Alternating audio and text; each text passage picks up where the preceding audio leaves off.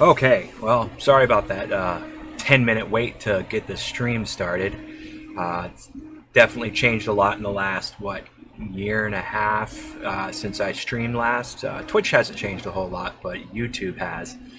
So I hope, looks like I'm peeking out here. Let me bring down the gain on this a little bit.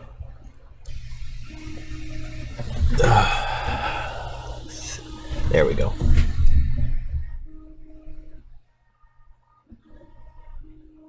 Can you hear me? Okay, it's not peeking out as much. It's still peaking pretty high. Sorry about those people with headphones. Definitely not what I wanted. There we go. Bring it down in OBS too, just a tiny bit. All right, there we go. So I hope you guys can all still hear me. It looks like it's just barely getting into the yellow there. As you can read from the description, the stream, I'll be beginning the process of unboxing the Prusa i3 MK3 kit that I received in December of 2017. I think it was December 9th, 2017. Had a lot of stuff happen over the last year and a half. Moved all the way up the East Coast from Central Florida up into the great Bay State of Massachusetts. Go Patriots! Got a new job. Well, I actually work at the same company, just a new job within the company, and just a lot of my time was taken up. And I know don't like to make excuses, but just wanted to stream. Never got to unpacking everything, and finally got to unpacking everything, but still have a lot of unpacking to still do, even a year later. For any of those of you that have moved before, I'm sure you understand my pain. But finally got everything mostly set up. I was trying to use a different streaming software than OBS. It's a software based off of OBS called Streamlabs OBS. But it didn't want to stream, and I was trying to make it work for the last couple of days. I finally didn't, so I just reverted back to OBS. But anyway, regardless of all that, let's get into it. So this is the box as it was received. As you can see, didn't open it whatsoever. So I'm going to open it, get things started here on stream, be as thorough as possible with getting the instructions in case you're watching this for informative reasons on how you can build it, or in case you are thinking about buying one and you want to see. It's actually a fairly simple process. I've already built one. My previous streams, you can actually see it working right back there. It's printing right now in case you hear it a little bit. I've been using it pretty much, if not daily, weekly, since I've had it, and it's a fantastic little machine. Little tweaks here and there, a little bit of problems. Had that Y shift, got that mostly resolved. Had a little bit of X shift here and there, and added a couple little things and a couple little things different. And it is, if you notice, I'm dressed up warm. My hands are a little cold, but it's I think well, let's take a look. It is 12 degrees Celsius in my basement, which is what, 40 something degrees Fahrenheit, so it's pretty cold. We do have the dehydrator there because it does get a little humid down here in the basement. So every time I'm going to print with some filament, I will use that dehydrator. Did modify it a little bit for filament, but it works fantastic, I got to tell you that much. But anyway, let's jump right into it. So I'm going to go ahead and get into unboxing it. So let's try to be quiet as possible. I know this can be a little loud, but let's get right into it. I've been excited. I've been wanting to do this for a while. Definitely been weighing heavily on the back of my mind that this has been sitting down here in a box, all wrapped up, waiting for me to open it and get it done. So here we go. Now, I know there's been a lot of changes. Let me actually change the camera to... There we go. Got a nice overheading face.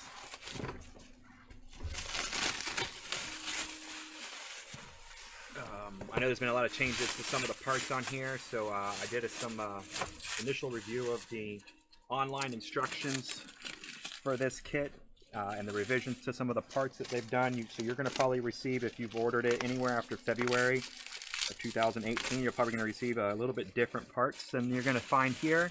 But the instructions do really good with, identifying where it variates and what the differences are, which I'll go over just a little bit here in a little bit. So there we go. Original Prusa i3 MK3 kit. It's funny. This is probably an MK2 box with an MK3 sticker, so I'm sure they've updated that by now. But I find that kind of hilarious. I actually have my old MK2 box around here. I guarantee if I pulled it out, it would be the same exact thing. So here we go. got the kit. And if you see me looking off to the left, I've got Octoprint running with a camera on the print running over there, so I don't have to turn around and look at it. So let's just get right into this. And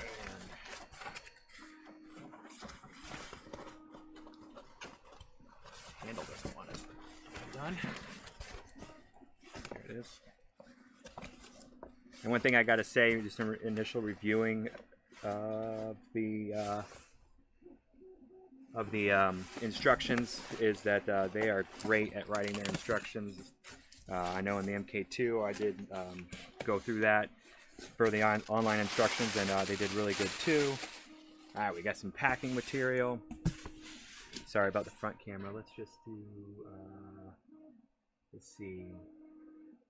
Oh, I don't have just an overhead, so you're going to have to deal with it this way. So congratulations on getting the original Prusa. That's got a little bit of tear in there. I want to take this moment to thank me, so on and so forth. Some private information on there that I won't show. Same thing here, I believe. Yep. We'll get rid of those. So nice little 3D printing handbook. You can see it there. Actually, you can see it better on this camera. And it does come with some really good information. This isn't necessarily the assembly information instructions, of course it's not, but it goes over a lot of things with how to print different types of filaments, how to use repeater, and all that nice stuff. The copy that came with the MK2 was also very useful at times. So we got all our various parts. So we've got our power unit, power supply unit, with the 3D printed end down there. Put over here. I meant to bring another table over here, but oh well. More packing material. So we've got the biggest upgrade that I'm happy to see. We've got the extruded aluminum T-slot. This is a fantastic upgrade from the M2S to the M3. The Y plates, this all replaces that threaded rod. It's a fantastic upgrade, means it's going to be more stable and easier to assemble machine. Of course, we got our power cable, which we're not going to need for quite some time. Did get a kit with some filament. So this is just some PLA, color silver. I don't know if you guys can see it in the video, but I've got plenty of filament over here, and then there's more in the boxes. You can just barely see off the frame right there. So, but more filament is never a bad thing. So let's see what this first box is. I don't see what it is yet. It's not marked on there. So let's put that down. This one's a little bit lighter. And then I'm guessing, yep, this is most likely a heat bed. Let's put that out of the way for a second. It looks like it's all of our rods. And then all of the motor kit. So that is all of our boxes. That big box out of the way there. Let's get this all laid out nice and neat for a sec. Alright. So there we have it. All of the parts to build this kit all right here. And then of course there's some tools in here, and then I've got some of my own tools I've collected over the years, of course. So let me switch over my screen so you can see the instructions. So the first thing I want to go over is some of the information that you see here on the screen. Sorry, this is some of the changes. This is the manual change log. You can find it at manual.prusa3d.com, and then underneath the i3 MK3 link, and it talks about all the initial revisions. So they've done some revisions to the rod holders. They've done some revisions to the plate heat bed cover.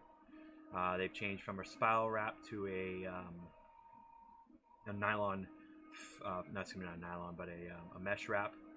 And then they've done some changes to the X end, allowing for some tensioning without having to take the entire thing apart, which is fantastic. But unfortunately, I don't have that. But I'll get into that later on. Changes to how the extruder's put together a little bit, which is fantastic. Some changes to how the textile sleeve works. Some changes to the extruder, which I'm a little disappointed I don't get to do in this stream or doing this build. I do have some black PETG Prusament from just Prusa's website. Black and orange on its way right now, but I won't receive it for another week or two. And I'll be printing out these parts and doing an upgrade to this newer extruder body. But for now, I just want to get the whole thing up and running and get it working. So I'm going to have to build it the way that I received it. And then there is the way that the textile sleeve goes into the Rambo ENC case and a new ENC case in case you wanted to put a Raspberry Pi Zero on it. So nothing we really need to worry about at this time. Let me close these extra tabs just to bring down the resources on my system here.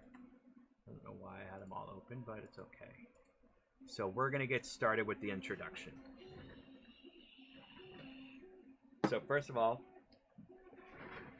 during this first part, we're going to be, if you didn't know, this is kind of what the site looks like right here when you go into the manuals.prusa.com and you look at what their site is. Let me pull that on the screen a little bit more for you so it's not cut off as much. And then this is, if you look up here, the original Prusa i3 MK3 kit assembly version 3.06. So it looks like they've gone through quite a few reversions. And then there's a way to upgrade it, which I'll probably do on a future stream.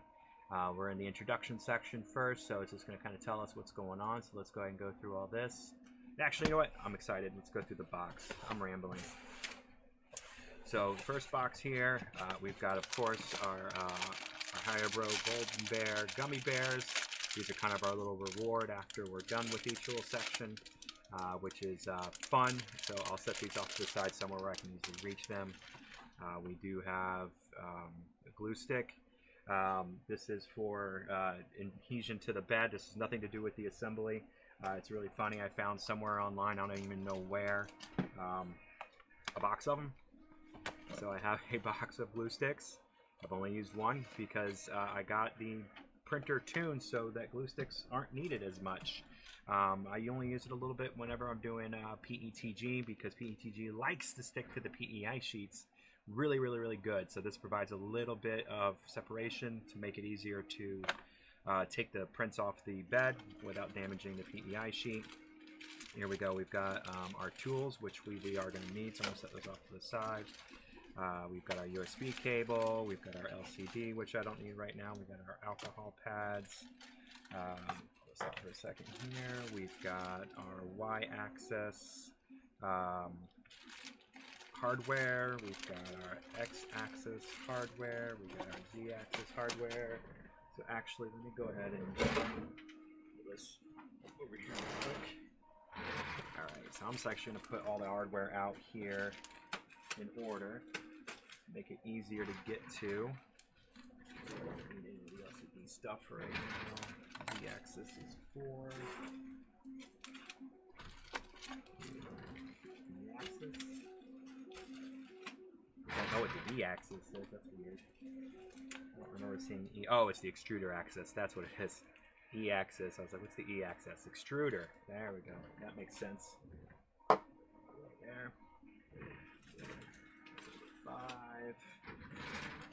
9 is spare. And from the instructions, we're going to need something out of the spare. Got our PSU over here. A whole bunch of zip ties. Look at that. They send you a whole pack of zip ties. If you ever need more zip ties, there you go. There's a bunch. I'm going to put those with the tools. These are our 2 nylon filaments that are not for printing. I believe they're 2, maybe 3 millimeters. I can't remember, but these are for tension relief on our X and our Z and X axis. These are the filament holders, which I've never been a huge fan of, but still use them every once in a while. Actually, I'll leave all this in the box right here so it doesn't get lost. And then this is 8, and then this is 2, 3, 4. So you know what? We're gonna leave that in the box right there. Put that right there. All right, and then let's get the USB cable out of the way. All right, so this is all of our 3D printed parts.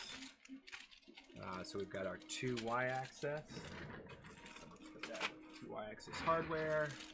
3 X-axis. Put that 3 axis hardware. Got our 4 Z-axis. Put the 4 Z-axis hardware. And then we've got our 5E axis, extruder axis, right there. And then we've got our LCD back there.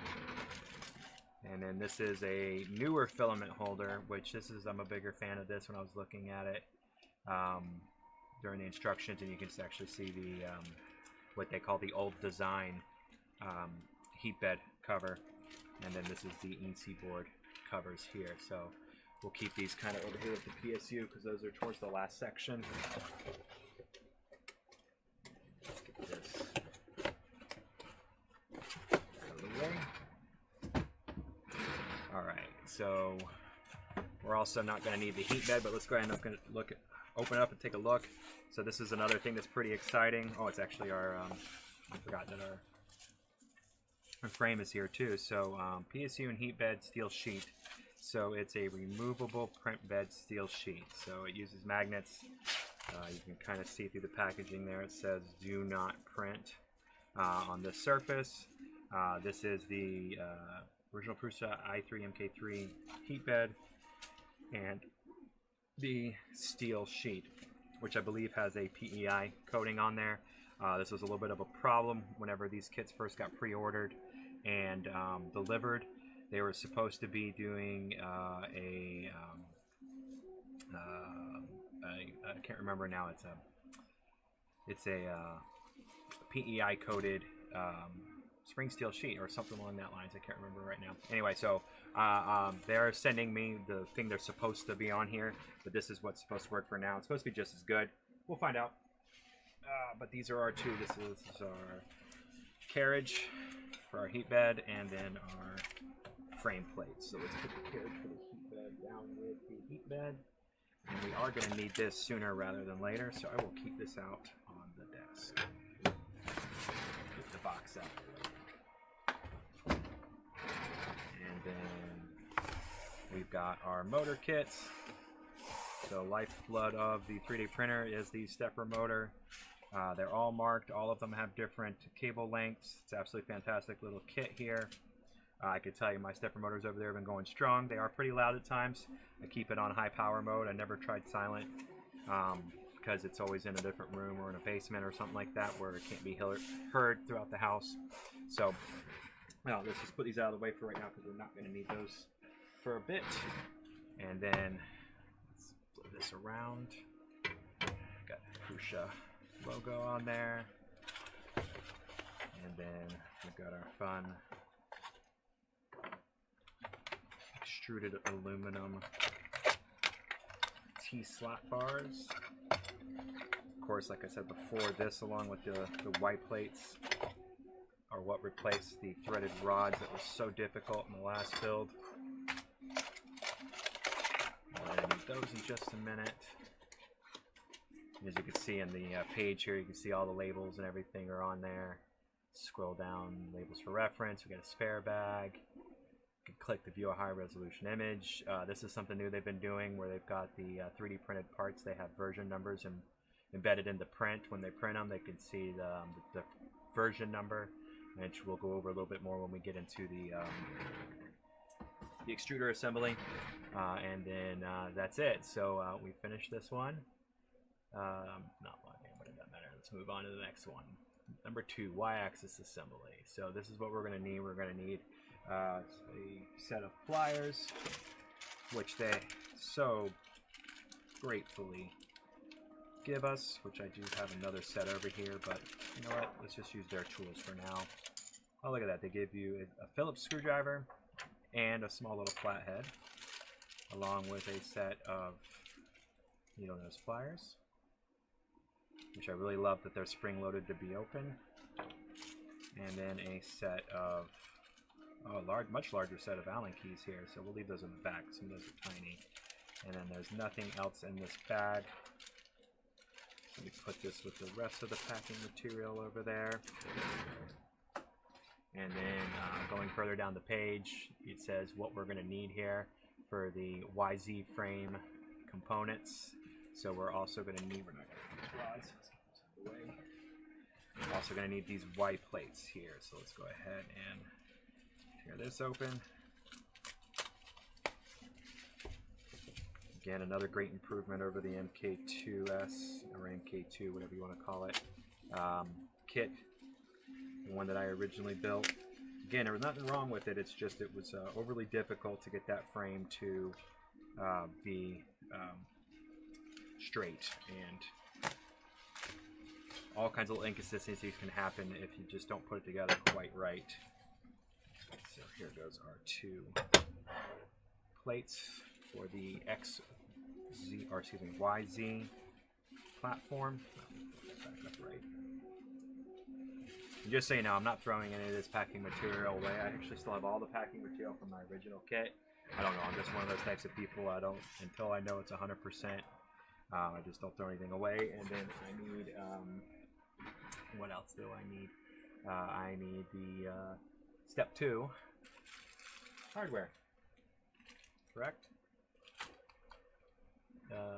Let's see.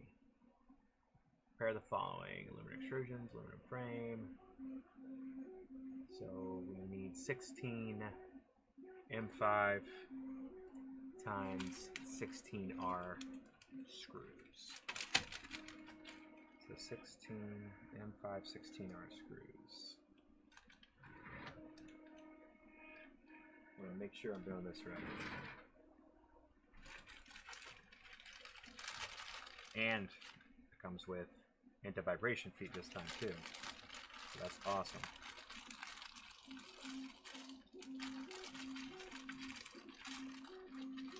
There we go.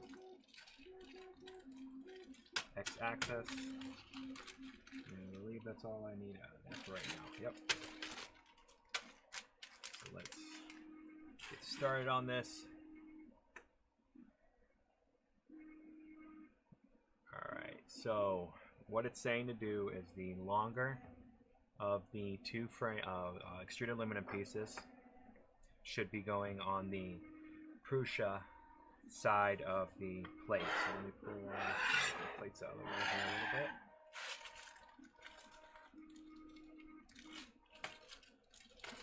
So we're going to need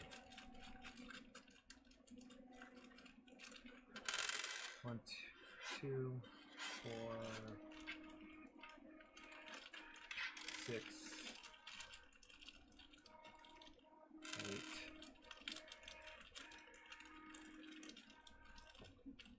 10, 12, 14, and 16. And then we're adding one of our Allen keys.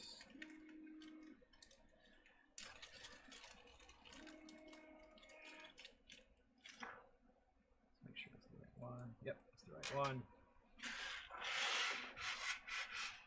Sides. Go ahead and pull these over here. So,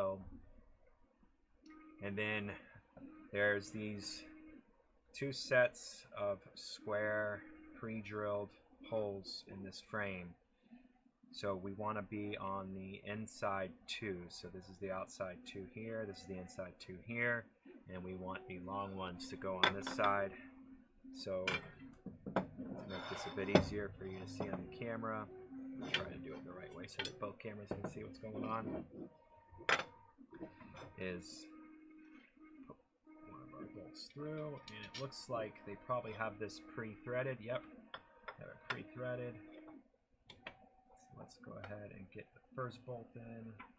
Just gonna get it tightened in there until I can get a second bolt in. And I always recommend, just like you do a tire. Whoop, I'm already messing things up. See? You don't pay attention. I'm on the outside. Probably yelling at me already, aren't you? I always start in the top left, which in this case would be the top right, because I'm doing it backwards from the way I would normally be doing it. And very careful, these machine threaded, these machine cut threads can be very, I'm going to do it the way I normally do it, delicate. If you don't screw them in correctly, you can strip the threads very easily and ruin your product. This is a little difficult. This is more difficult than I thought it would be right here. It's okay.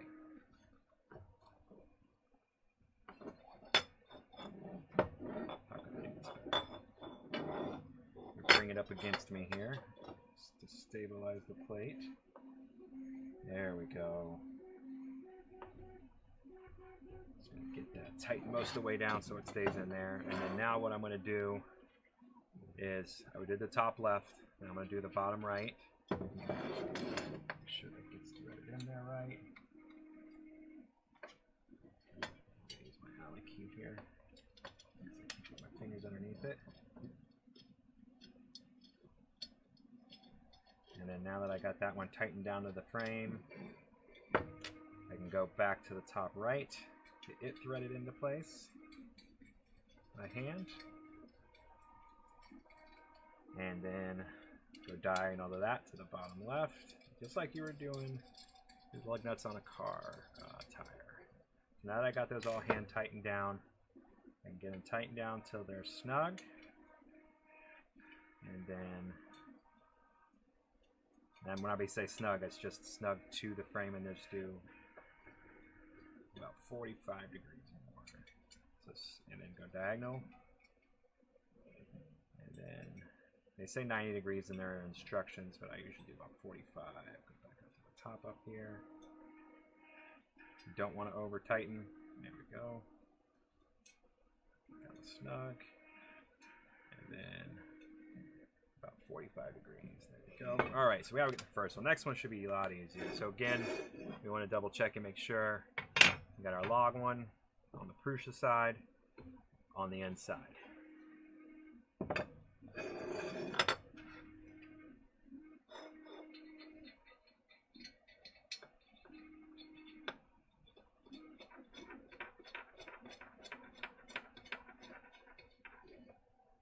Finger tightened, and then again going diagonal to the bottom right from the top left.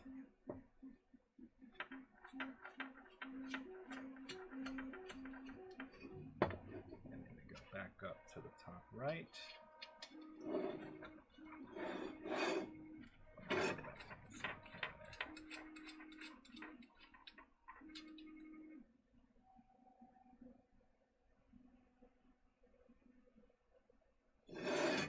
And then diagonal to the bottom left.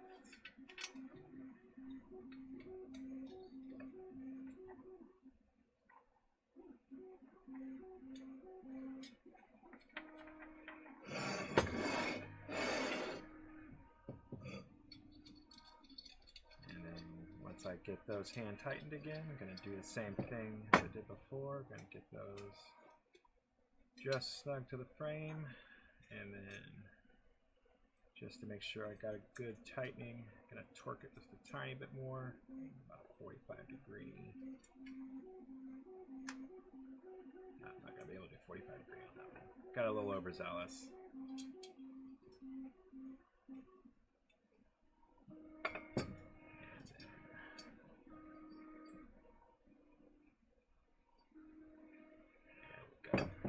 So now that we got the long ones installed, it's now telling us to do the shorter extrusions. So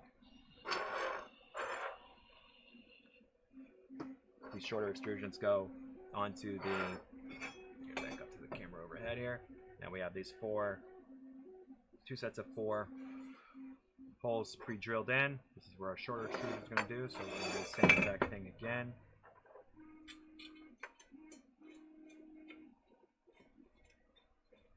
A lot easier once you got that first one on there and the frame sits up on its own.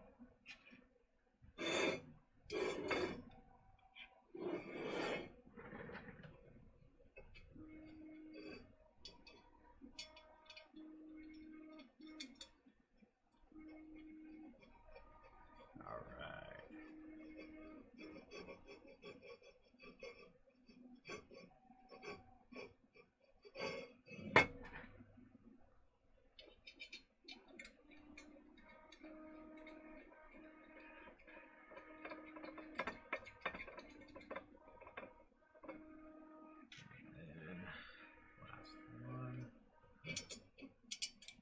Yes, I was doing that blind. I couldn't see.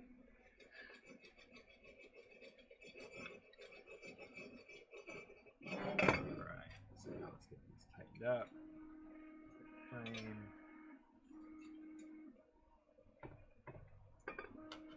Three.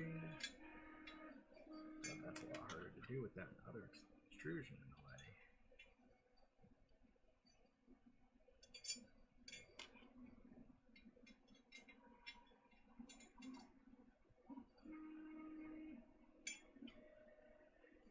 All right.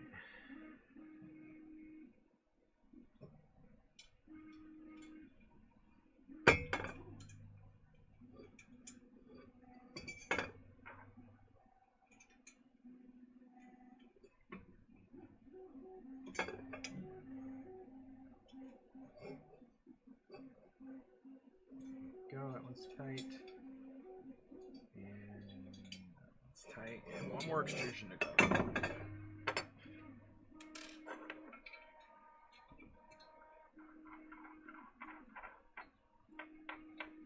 Okay.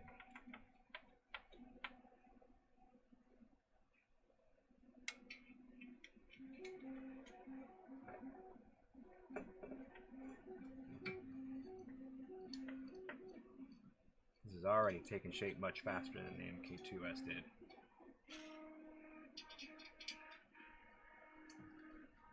All that measuring and making sure things were a certain length and putting bolts and washers in the same area so the frame ended up square. Justified. This is fantastic.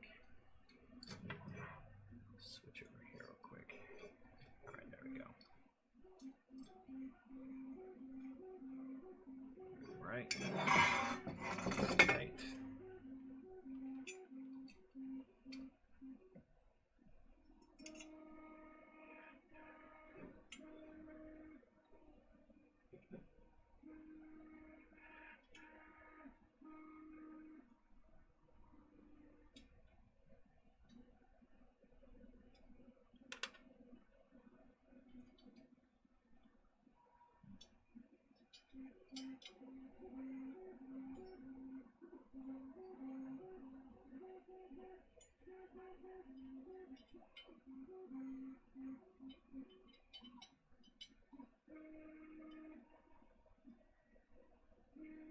So just again, I want to reiterate that I'm so happy that they went with these aluminum extrusions for this YZ part of the frame. I've seen other i3 builds because, of course, the Prusa i3 is a open source project. Prusa does the best kit, but I've seen where the whole gantry here is all made up out of an aluminum extrusion. You don't have any offsets like this because it's all one long piece and everything kind of builds up off of that. So, you know, I trust Prusa and all of his cohorts that this is a stronger build than doing it all in aluminum extrusion. I don't know if it's necessarily cheaper. I wouldn't think so if you bought the extrusions in bulk, getting custom cut. This looks like it's all laser cut. But let's double check before we move on. But I don't know if this laser cut's really stronger, but it does provide a really rigid frame. So let's just make sure we've got it all right. So per our instructions here, we've got the long extrusions on the inside settings or inside postings with the Prusa on the Prusa logo side, and then on the back side with not the Prusa logo. And you actually see here we've got the official Prusa logo, researched by Joseph Prusa, original Prusa i3 Mark III, with my serial number and everything on there. Proudly made in Prague, with these shorter extrusions on the outside. So that's perfect. So let's put that down real quick, and then I believe, if I'm not mistaken, YZ frame final check before we proceed further. Let's make sure that it's a final check. It's very important to have extrusions on all the correct sides. That's what I just did. Thank you very much. All right, so now we need the Y-axis. So we need the front and the rear plate. So if I'm not mistaken, this little of the two, there's a shorter one and a longer one. I believe that the front plate is marked in the green, which is this one, which is the shorter one. Got it just like in the picture there, so that goes there. And then the rear plate is the orange one, so we'll put that towards the back right there. And then I need the rest of my Y-axis nuts. So let's just put the rest of these out on the table here. And then scrolling down.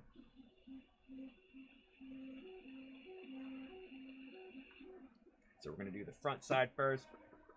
So the front side's our Prusa logo side. We need our front plate. Doesn't look like there's a front or a back to this. Does it say that there is? Rotate the frame with the larger extrusions forward towards you. Place the front plate on the extrusions and secure it with the M5. So it doesn't say anything about. Now tighten the screws fully button on a diagonal. See the second picture. Oh, they're saying to do exactly what I was saying to do. Ha! That's hilarious. Maybe, I mean, I've always done it that way. I think in one of my videos where I was doing the MK2S, I said the same thing, but it's just always been my philosophy for how to tighten the bolts of something like this. Anyway, so let's go ahead and get these on here. So this is going to be a little bit more difficult. So let's do this. We're going to use their screwdriver just to prop it up a tiny bit. Not that much. There we go. Prop it up with the screwdriver, get started. Get that top left. On this side. Just get it down to hand tight, and I'm going to do the top left on the other side so that I can get it down to flat.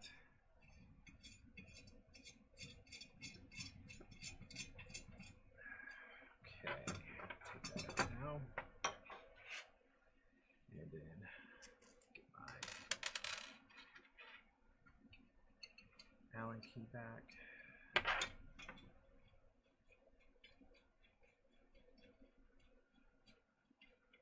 Sorry, printer.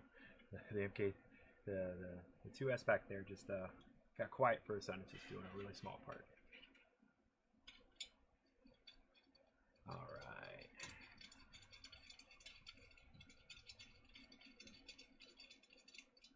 So I'm excited to have this second machine because there's been plenty of times where I had an idea that I wanted to 3D print something for, but my 3D printer was already printing another 6 to 12 hour job.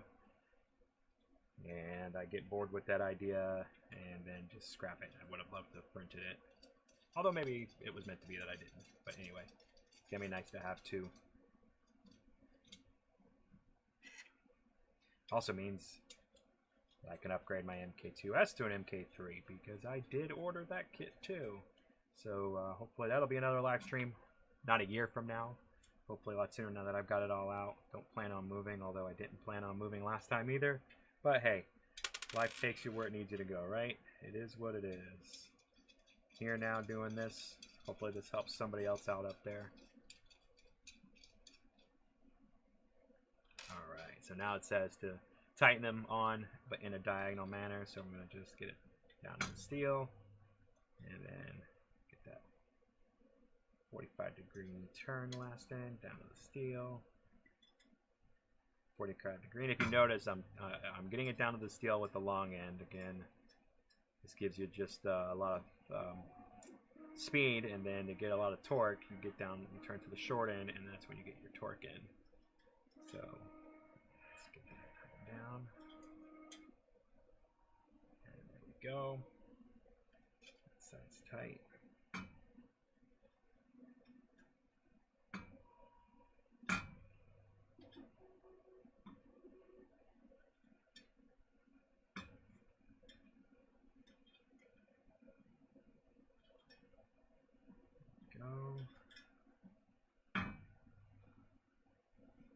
Alright, so now we've got the front plate on, and then it says now we want to prepare for the Y-axis preparation for the PSU, for the power supply unit. So we need the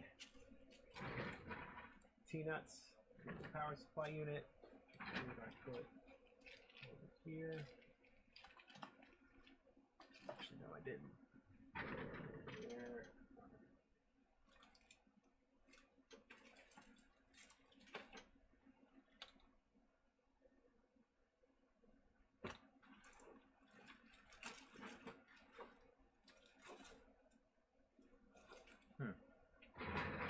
So, oh, duh. There they are. In the bag that says Y-axis that I cut off over here because that's what I was working with. These fun little T-nuts, which I actually have some of. I believe this is 2020 rail. Let's take a look. Don't make fun of my pink tape measure. It's the only tape measure I could find that had inches and millimeters, head imperial and metric on there. So it's 30-30, so it's not 20-20, it's 30-30. I actually don't have any of those, so not a big deal. So what we need to do with these is turn the frame back around to the back so that we're facing the back. So if you take a look at the overhead cam here, you'll see my registration sticker on here again.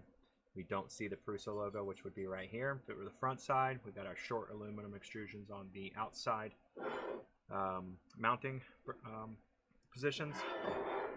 And what it's telling us to do is when we're looking at the back on the left, we want to enter these two nuts. They're really fairly simple to enter. If you take a look at the nuts, you'll see that they've got this raised portion on one side, and then the other side's got the filleted portion, and that matches perfectly with the shape of the aluminum extrusion. So when we slide it in there, it's a perfect fit, and they just slide all the way in. And we're not going to be doing anything with those right now. They just need to be in there. We're not going to be able to access this channel and put those nuts in there after we're finished with this plate. But they need to be in there to mount the power supply in a later step. And then they need to be in there. And then now we're going to do the Y-axis rear plate assembly. So from the instructions, it looks like we're going to have the rear plate with the bump that you see up, and then there's two little cutout, or there's a large cutout, kind of looks like feet almost there. And of course we've got our patterns for mounting here. So I'm gonna kind of do the same thing that I did before. I'm just gonna take the screwdriver, I'll put it in the middle this time, prop it up just a tiny bit so I don't need to balance it on anything. And then we're gonna get things started by putting these two top left screws in.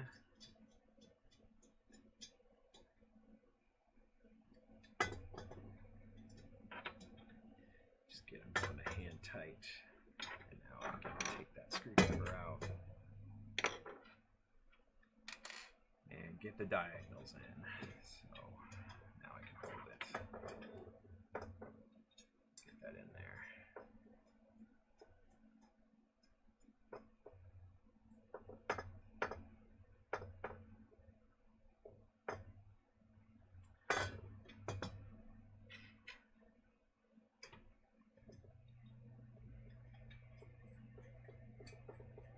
And I do have to say, this is something, these front plates are something that even would have made the threaded rod a little bit easier on the original kits. Don't get me wrong, I still love the extrusions, but I still think these plates were a fantastic idea. Give you a nice solid surface. No question about where things get mounted, no question about how things go in together.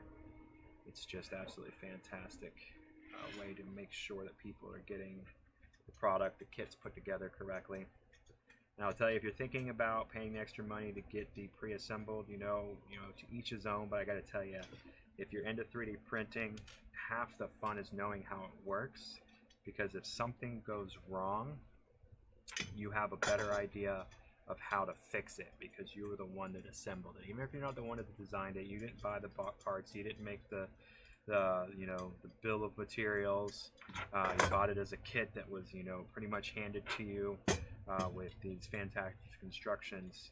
It's still nice to know how everything goes together, because it can help you try to figure out what the problem happens to be when you run into it. And I say when, it's not an if, it's a when. You will run into problems. No 3D printer is perfect, not even the professional ones. So anyway, so now we're going to go off and tighten these up in the diagonal fashion, just as the instructions say.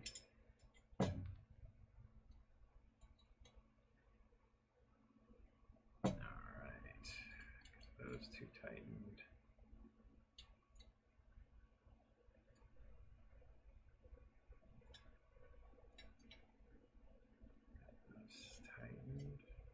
After I get this one done. There we go. And one last side.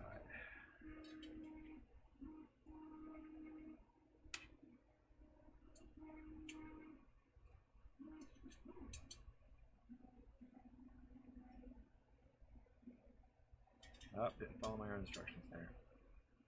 Getting a little bit on the Overzealous again. That's okay. All right. So there we go. Sorry about that. We've got that all taken care of, and then mounting anti-vibration feet. This is optional. Note this step's optional for now. We recommend mounting the feet to protect the surface of your table workbench. However, you need to lift the frame up before each turn. There will be extra steps at the end of something to remind you of the anti-vibration feet. So I wonder how they attach, why they're saying they're optional. I would love to attach them right now if they're attached in a semi-permanent to permanent fashion, and it does not look like they are. It looks like they just press fit in there, which is better than nothing. It's better than the little felt pads that came with the MK2S.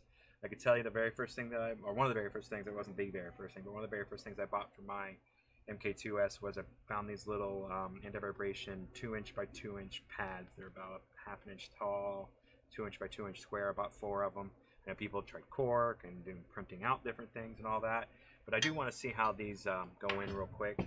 So let's see if we can get a good camera angle there. There we go. Not for the front camera, for the other camera. So it's saying that they should go in right at the edge of the frame, maybe an inch in. It says this step's optional, blah blah blah. Turn it to the side, insert the anti-vibration feet, foot incline, anti-vibration feet foot inclined, and rotate the foot until you squish the rim inside the extrusion. So this step 11 picture is pretty big there, so you can kind of see what they're talking about. So let's get rid of that tab. So just do that and twist it down until it gets in there. Those will stay. You know, I'm gonna put them all in. It'll help them keep the noise down for you guys, so that it doesn't make as much metal on desktops grinding noise as I have been making. I'm not saying it's not going to happen. It'll still happen. Don't worry. But that's not good. Cheap rubber there, so to cut because the aluminum extrusion is a little sharp. That's all right. I think we should be all right. It's actually a fantastic idea there. All right, so now we put those on there. Oh, I didn't do the geometry check. Ha! That's what I get for not following step by step. So I've always thought it was weird that the gantry plate here. See if the front camera can see it. Let's move over to the front camera. The gantry plate here does not rest on anything. Everything's resting on this back and front feet. If you didn't have the feet in it, it'd be right on the steel here and here. But there's an air gap between all. It's like stick my finger. Oh, Aaron, can you see my finger in the video? Yeah, you can. There's not even cutouts there. There's a cutout here. There's no cutouts here. It's cut out here. No cutouts here. There's a cutout here. Cutout here. So, you know what? I am going to take a step backwards because I'm going to kick myself later on if I don't. I'm going to pull these feet out real quick, and I'm going to do the sanity check of the geometry check. Just to make sure. So let's do this. And then it says to put your finger on the top and wiggle it. And yeah, don't see any movement whatsoever. Left, right, front, back, rocking, nope. Back and forth, nope. So, like I said before, the extrusions make it a very, very, very strong frame that's really easy to align.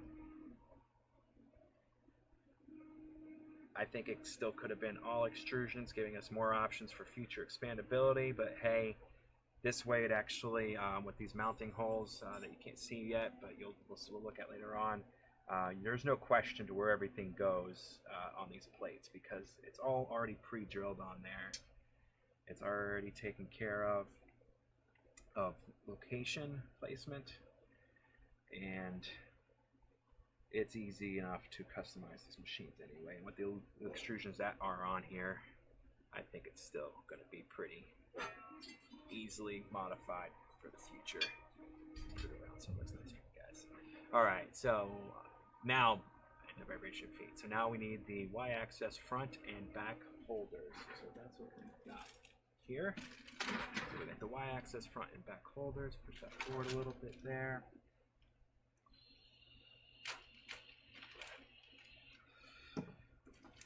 So these are some 3D printed parts. These are of course printed at the Prusa factory in Prague. So we're going to need these four, and from my understanding, these are one of the things that got upgraded. I literally ordered this the day after it was announced. So that not it was announced, that it was open for pre-order. I couldn't get in on the first day, but I got in on the second day. I don't know what batch I was in, but I can tell you I received it December 9th, and I think the first person received theirs like November, the middle of November. I'm not 100% sure. So this is all the original stuff. They've done some improvements. So it does say here that attention, starting 01/2018, Y holder front and Y holder back parts are replaced by Y rod holders, which has the same shape for all four pieces. So please see the second picture. Nut insertion and tightening procedures remain the same. So I'm not 100% sure what they mean by that. I don't see what the big difference is, if there's even a difference on that one. But anyway, so Y holder front ×2 is the blue, so it's the one. Let's see if I can find a difference. So I know I don't need that. No, I don't need that. No, I don't need that.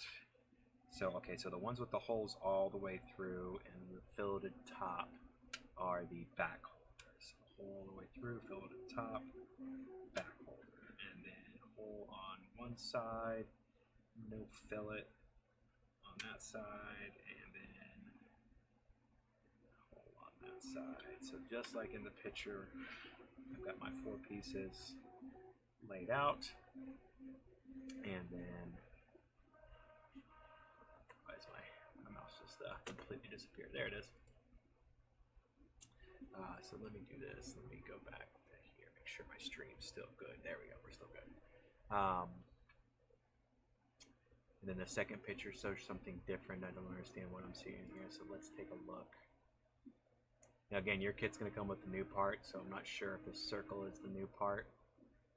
Because these four, yeah, if I turn all of them over the same way with the holes facing, it looks like, oh no, that's, so my set doesn't have a little notch in it on one set, and it does have a notch on the other set, because it doesn't need the notch on the back set, because it's not going to be open to extrusion. Anyway, so then we're going to need some of these square nuts. So it looks like we're going to need 6 of them. So 8 of them and 8 screws. So that's going to be in our Y-axis bag again. Let's see if you can see it there better. A little bright. I've got a little overkill with the lights here. So 2, 2.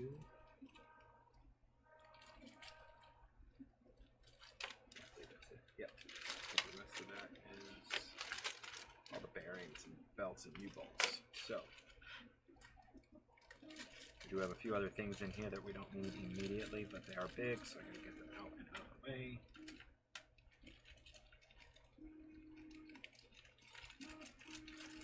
Our idler and our pulley. So we're going to need 8 of those and 8 square nuts. Just dump a bunch out here. So 2, 4, 6, 8, 2, 4, 6,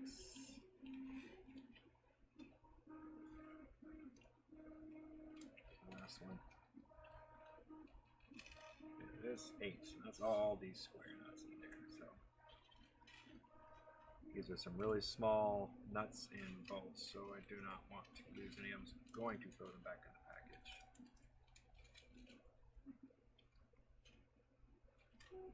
If you guys weren't watching, I just leave them out. So if you do, I don't blame you.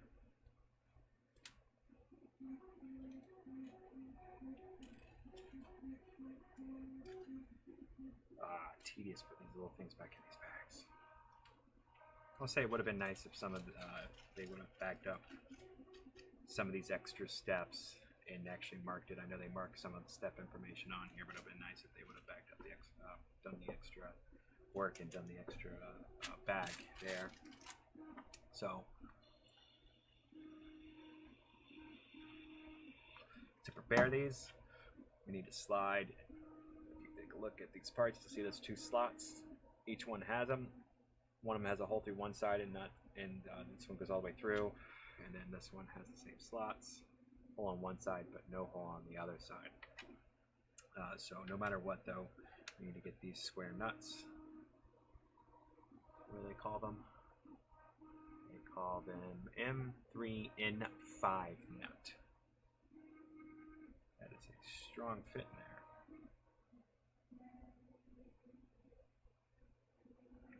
I need to go back to this picture. I keep forgetting which one's which. So the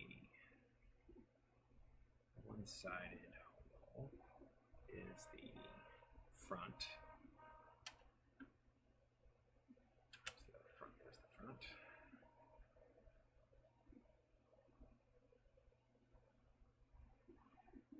And then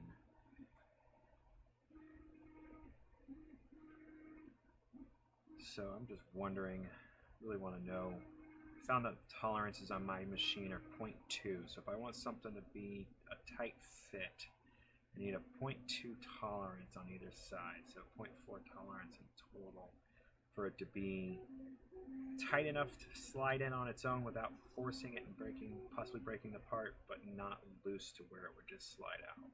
Alright, so I've got my two front preloaded with their nuts. Now let's get the two backs preloaded with their nuts. But I'm just really curious that if on Prusa's print farm, if they use, when they're designing, and they say, I think in the picture here, it says ensure that they are aligned. You can use the smaller Allen key to do that. I think they say a number 2 Allen key. They're not marked, so I have no idea what the number 2 Allen key is. But I'm just going to use the smallest one. But you want to make sure these are all aligned. You can do that by pushing in through the hole with the key and then gently placing it in through the hole, making sure not to scratch the threads, and pushing down on the nut to seat it all the way into its new home, where it will live hopefully for a very long time, doing its job and holding our 3D printer together. These are tight, but not so tight. They get a little difficult to seat in there a little bit, but it's not bad. Get that all the way in there. Go. All right, and then that is our back ones, correct? The green is the hole all the way through. Yep. Put that little Allen key back in its hole. All right, so moving forward, mounting the front and the back. So first, let's take the Y holder for the front. So that means I need to turn around towards me. Prusa logo again, facing me. Long extrusions on the inside, that's how we know it's the front. And you can see in the picture here as well, we've got our long extrusions in the front with the short extrusions behind, and our front pieces here. It shows the little knob. There's a little indent, so let's see if I can get you to see that. See that little indent right there? Going to, when I set it down on the bottom, so just the way I showed it to you. So let me do that again. So I'm showing it to you with my thumb on the bottom portion of it, so when I place it down, the indentation is down, just like in the picture. And then we're going to, with the green arrows, rotate it up, and then use 2 of our M3 times 10 millimeter screws, which now I have a different Allen key. This one here, if I'm not mistaken. Yep. And that little notch should have aligned our holes fairly decently well. We're going to get those in case, say, so secure each front holder. Let's scroll down a little bit here. Secure each front holder with 2 M3 times 10 screws. Tighten the both screws equally but not completely. So we're just going to do it equally but not completely. So those are almost impossible to screw into the steel by hand. Just can't get a hold of those parts, at least for my hands right now. So I'm going to get it down to just the steel and no further.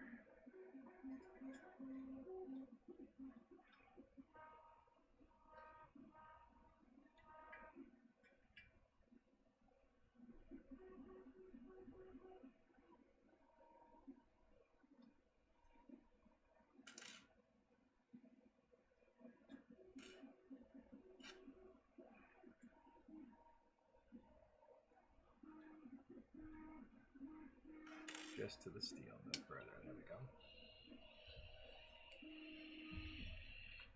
go. So now we go around to the back. Now these don't have those little notches. Hold that up there again. So you can see there's no little notch on that one. And that's because these do not go on these extrusions. They're actually, and if you heard that noise, that's those nuts moving because they're not tied down. You've got these two holes here and these two holes here that you're going to be using to do this. So this is a little bit more difficult. I'm missing a screw. I hope I didn't knock it off somewhere along the line. But that's why they give you a bag of spares. And I actually have a ton of these anyway. But for all intents and purposes, it should be good. So the way they have it installed for the back is going to be, oh wait, so I'm not going to the back yet. Oh, it says front and back, there we go. And then the second, take the Y holder back parts, secure them. So it doesn't necessarily say the fillet. So if you look at this piece, let's see if I can get a good angle there. It's not blown out. Let's do face only camera real quick. So there we go. You can see where my middle finger is. There's a fillet, and then where the bottom below that, there's no fillet there. I don't know. There we go. I don't know where that fillet goes per se. I would assume it goes away from the plate, so that means that the entire flat printed edge, it looks like, would go against the plate. That's what my guess is. I would have done it that way if I was designing this part. So I am going to roll with that.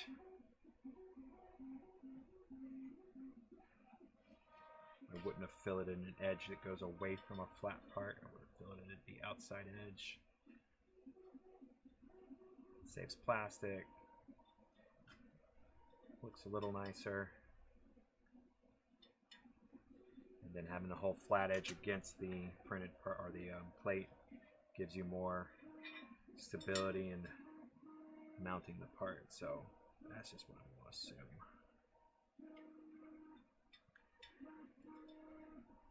I hate assuming things because you know what assuming does. Makes it A out of you and me. Try to keep this PG friendly.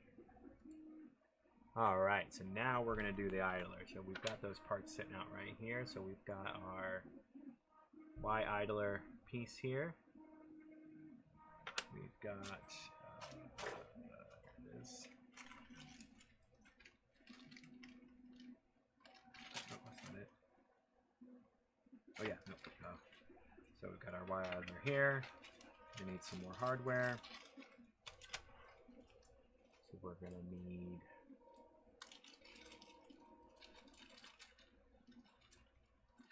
an M3 times 18 nut. That's what I got there. It's our longer nut. We need two M3 by 10s, which are the same screws we use to mount our Y holder front and back. We get those two there. And then we're going to need 3M in nylon locking nuts. Locking nuts.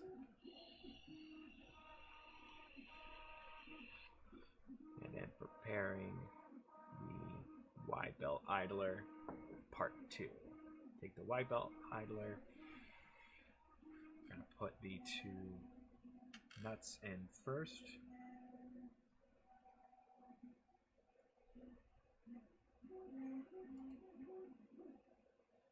So what they're saying to do is the best way to get these seated into place, because it is a tight fit in there. Let's see if I can do it by hand first. I don't think I can. I keep getting one side in. Yeah, so what it's saying to do is to take your M3 nut, and actually here, I forgot to look at that. So the print quality is not that great on the lettering there, but if you look closely at this print, you'll see A5. So this is version A5 of this part, which if they make a new version, will have a new number on it. So what they say to do is to screw a nut, one of the screws in with the nut on the inside piece here, and then screw it in and tighten it down to bring the nut seated into its home.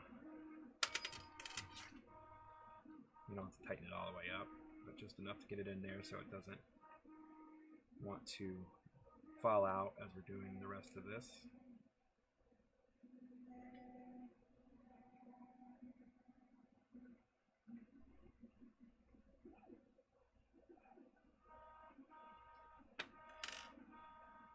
And you don't want to tighten it up too much, of course, fair warning, because it is a 3D printed part. It does have its limitations for strength.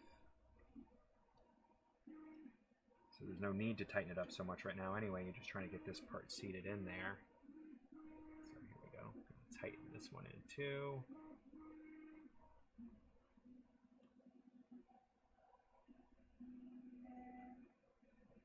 Get that nut in there, and then back it back out. Ah! Oh, Allen keys. Always dropping them.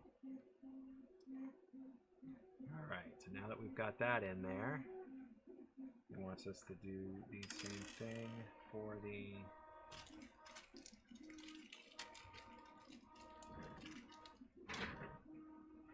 tensioner pulley nut. So on one side there's a hexagon cutout. On the other side there's a round cutout. So of course our nut is hexagon in shape.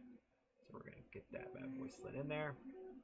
And then preparing Y belt idler part 3. We're going to take our idler here, and we're going to take our long M3 nut, M3 times 18 I believe. Yep. We slide the idler in to its new home. We put the bolt in through the round hole side. You can look through the hole to make sure your idler bearing hole is aligned correctly. Yeah, the tolerance on that's pretty tight because I got to kind of screw it in just to get it through the plastic. And then this screw should go in all the way to the other side. Yep, getting it into the nut there a little bit.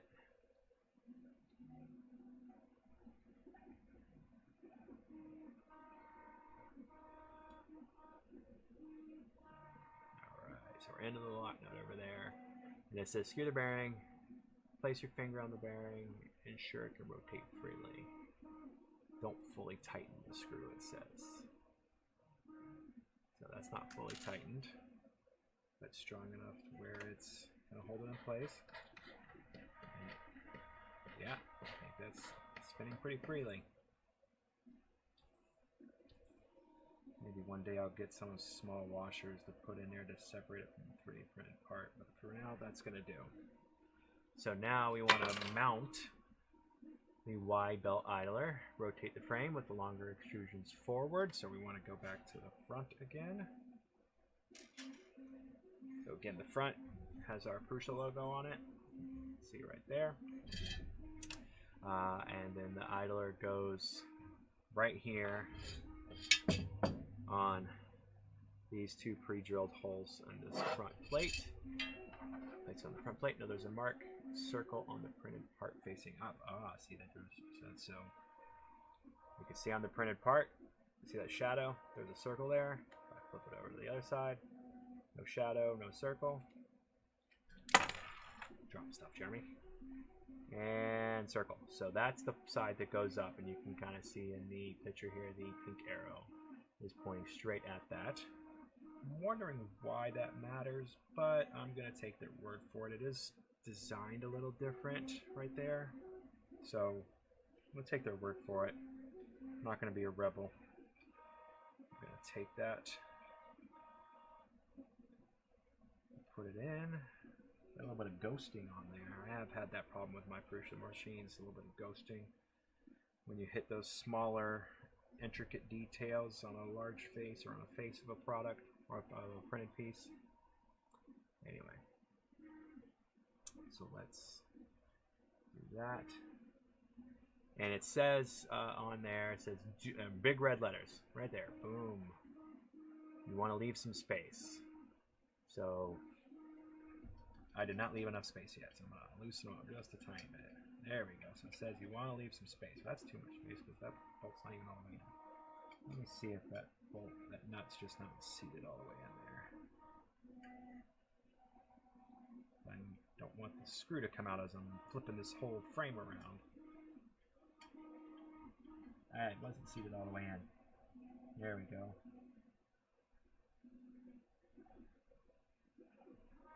Maybe if you were doing this assembly, you actually seat those nuts in a little bit more, because man, that actually took a couple more turns to get that nut seated all the way in. That nut actually recesses into this piece. I don't know if I'll be able to get it on camera, and I don't have my close-up camera set up. It's one of the reasons why I didn't want to start this stream, but hey, it is what it is. So let's see if you can see it. So this nut I had where it was just protruding beyond the printed part a little bit. I thought that was going to be deep enough, but no, it actually goes in a good millimeter into the printed part before it's completely seated in there. So in order to keep these loose, but then make it so you don't lose the part or the nuts or the screw while you're doing the rest of the assembly, I would suggest maybe putting those nuts in a little bit better. But it's saying you should have rotate the frame along extrusions, take the wide belt idler and place it on the front. So there's a marked circle. Secure the wide belt. Don't tighten the screw fully. You will need a loose wide belt idler to adjust the tension on the belt later. And in this picture, you can see they show a pretty big gap right there. And you see on the don't do picture, it's not there at all. So we're not going to do that. Moving on. Oh, we're starting to do exciting stuff. So now we've got our Y-axis motor and motor holder. So we already have our Y-axis motor holder out. Let's get a Y-axis motor. They thought of everything making these kits because each motor is marked already in a couple different places. So just opening this box, I can already tell you this is the Y-axis motor because the plug that goes into the Rambo INSI board is got a Y band on it. And if I pull that cord out, obviously you don't want to pull this battery out by the cord. You don't want to pull those cords out for any reason whatsoever. But if I pull this out and you look at the back of the motor, it says Y-axis right there on the motor. It's already, I believe that's just screen printed on there, but that's still really nice to know. And the reason why they do that, and they explain it multiple times, is because these wires are pre-made to the correct length for the machine, so you don't have any extra and they're not too short. So, but we definitely need this motor right now. And then we're not going to need the rest of them for some time, so we'll leave them in their current home. And then we're going to need some more nuts and bolts. So now we're going to need the non-locking nuts, the M3N nuts times 2. And we're going to need the M3 times 10 screws. Whoops, don't need you right now. 1, 2, 3, and 4. Get back in your home.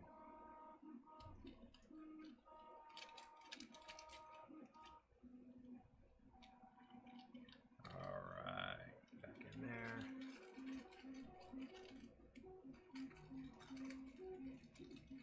Get out of the way there.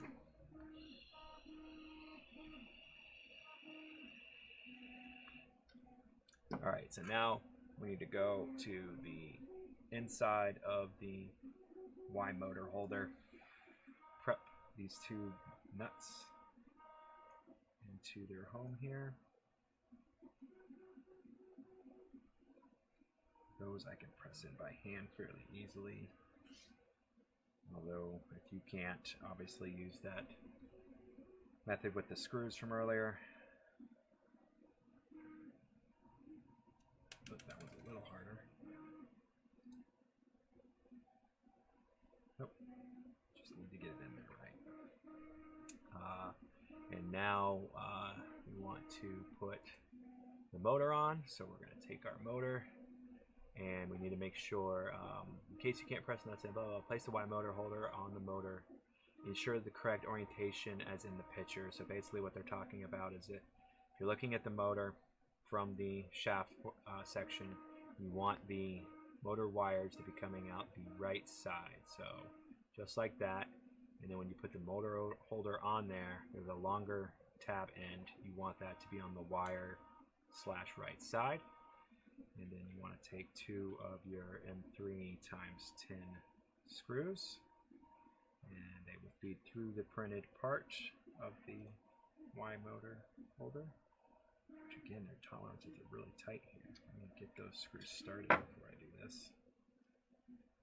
They need to be screwed into the part too. They'll just pass right through. Get that down flush. I'm just getting it down flush till it's just not sticking out of the part. Do the same thing here. That one's not as bad. And again, making sure that my wires are sticking out the right side, and we're putting this part down so that the long tab portion of it is in the right spot. That lines up with 2 of the 4 holes, and this is a diagonal matchup again. I'm just doing the bottom right one because it's just easier for me to get to at this moment. So I'm going to get that most of the way in, just until I feel that it's getting down and grabbed into that hole. There we go. And then we're going to get that one most of the way in. There we go. And tighten the holder and motor together. So it's not saying to not tighten it all the way down. So I am going to tighten it all the way down so I don't have to go back. So get it down until it's touching the plastic in this case. And then about a 45-degree turn. Gonna be a couple more turns for that one. Yep, down to the plastic. Now 45, maybe a little bit more on that one. There we go. All right, so now we've got that in place. We're gonna mount the Y motor holder. Take your Y motor holder, place it on the rear plate, and so turn this around. So we're now again on the back side. So short extrusions, outside mounting holes, registration sticker, no Prusa logo, and then this is going to get mounted with the longer portion here. Sorry about the shininess. Longer portion here, and shaft. Longer portion down, shaft is going to be to my left now. So if you see these nuts, this is the left side of the back side of the plate. You'll see in the picture here as well, the nuts. So that's how it's going to go, right down into these middle drilled holes here.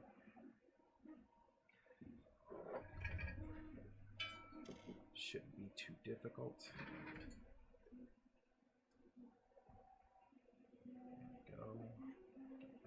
Started.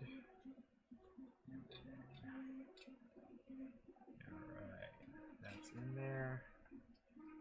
That one tightened down to the metal. That one tightened down to the metal. It doesn't say anything about not tightening it down, right? Yeah, it just says secure it. Nothing about not tightening it down. Oh, let's tighten it a little more. It's a plastic part.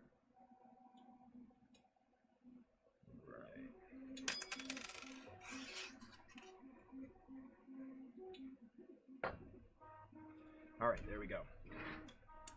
So that holder is now in place. Sweet. Now we're going to do the Y-axis carriage. Oh, man, we are just moving right along. So I am going to put this out for just a minute. Got a nice little spot over here for it. making sure I don't pinch any of the electronic components that are already installed in there, like the Y motor. And then I need the Y-axis plate, which is what we've got right here. And then we need the Y-axis belt holder. Boom. We need our three bearings. So there's 1, 2, and 3 bearings. And we need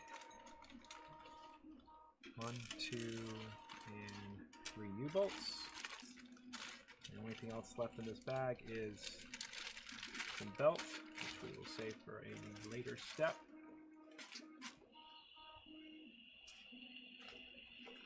And then hardware. So now we need hardware. We need probably the rest of it, I would assume. There we go. So we need 2 M3 times 10 screws. Got those. We need M3 in nylon locking nuts 6. 1, 2, 3, 4, 5, 6. And then I still have 2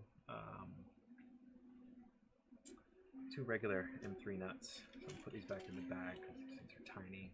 I will lose them. There we go. Alright, so got all the parts for this piece now. So when placing the bearings onto the Y carriage, make sure that they are oriented as shown in the picture. One of the tracks, rows of balls, has to be in line with the cutout for the bearing. Alright, so let's go ahead and open these bad boys up. I don't know why my fingers are weak tonight, maybe because it's just so darn cold in here. There we go, so there's 1.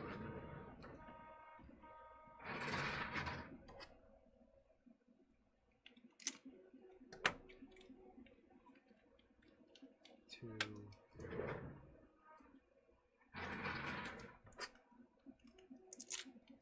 3. So I'm not going to be able to show this on camera whatsoever, but I could try to show you inside of that housing. You can see those lines of ball bearings. There's 2 on that side, and if I continue to rotate, you'll see 2 more on the bottom side, 2 on the top side, 2 on the bottom side. So you need to get one of those rows like that, right there, right? Down into the frame, because when you put this and you flip it the right way around, you will have a track of balls right on the smooth rod that they're going to run on. It's going to give you better motion. So when we place them on there, we're going to make sure and do that. The orientation has to be followed in all 3 bearings on the Y carriage, yes. And if I remember correctly from the last one, there was a specific way that this plate was supposed to be installed, and there was a dot on it. I do not see such a dot, and I do not see any instructions to say there is such a... Oh, nope, there's the dot right there. So where in the instructions does it say that? There it is, right there. Y carriage type. No, that's not it. For the MK2S owners, the Y carriage is now symmetrical and wonder. Okay, so that's hilarious. They address it there. For MK2 owners, the Y carriage is now symmetrical in one direction. Therefore, the dot counter seat marker orientation for bearing insertion does not matter. I'm still going to put the dot down just because that's the way they had me do it last time, if I remember correctly. I'm going to do it again that way. So I'm going to do these one at a time because they'll roll off, of course. And so the way they go in is you make sure one of those tracks is down into the groove there.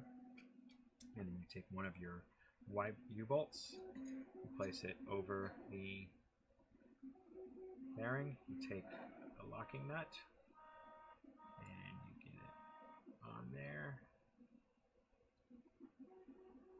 And this is actually where I'm going to go and get a tool that was not provided in this kit in just a moment.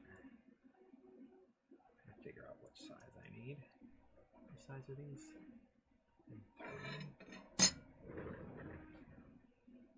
Maybe I have it, maybe I don't. We're gonna find out. So I got this little kit of socket drivers and this little nubby driver for changing extruders. Makes it really easy. And because I've got a couple different extruders that I've bought over the years, they come in different sizes, I have found.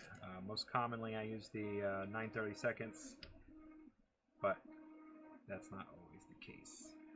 So I believe for this one I need a tool to get this tool out. There we go. Let's make sure this fits before I go right up. Man, no luck today. There we go.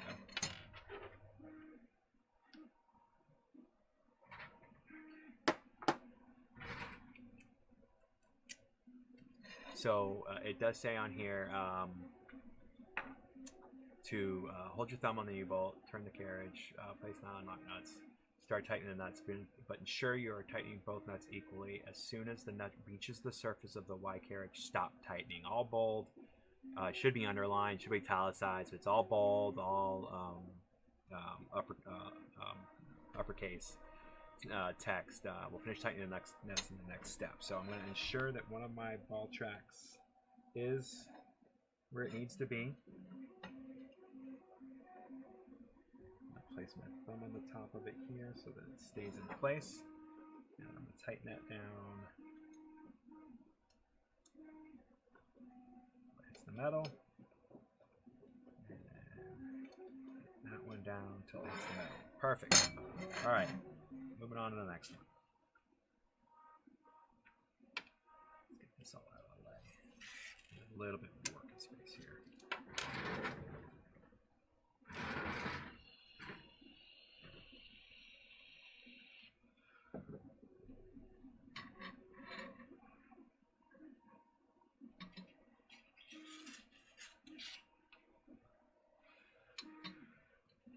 Again, making sure that one of my ball tracks is down.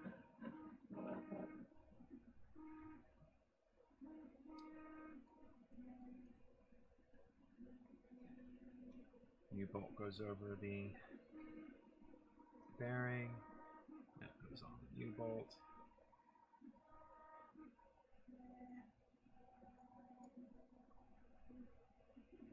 And then we're going to tighten them down until they hit the steel, and that's it.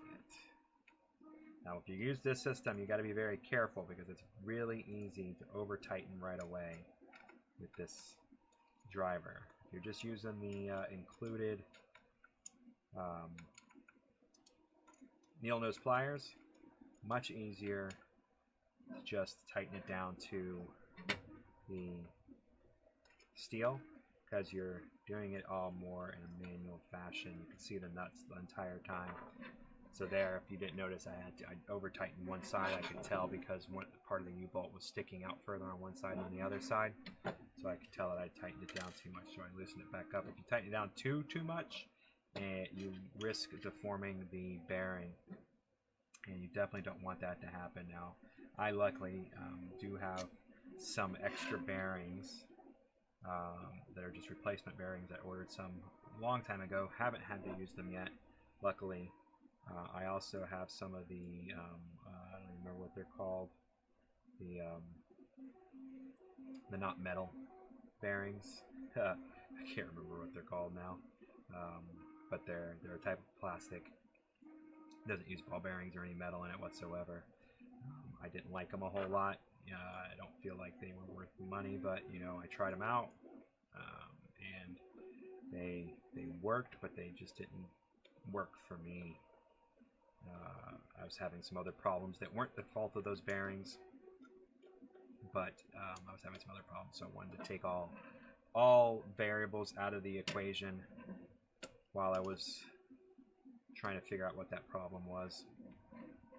Dryland bearings, that's what they are. Man, I knew if I stopped thinking about it, I remember it.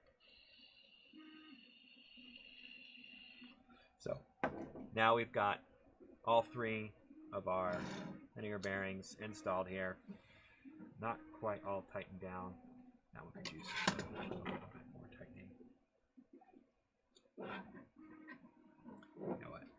I'll loosen up a little bit because I know what the next step is already. So I don't want these to be too tightened. All right.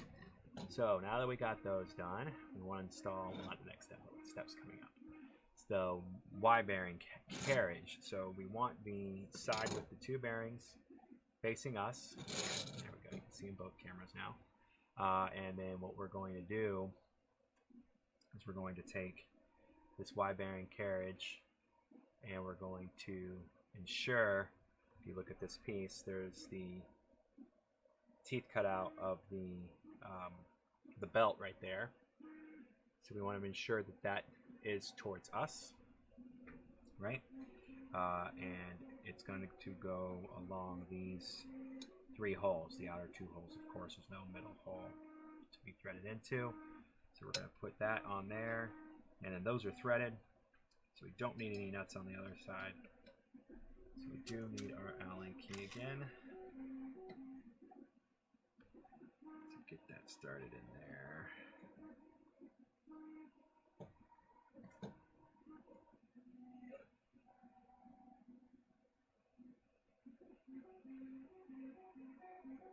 Alright, and now we're going to get this one and make sure that lines up. There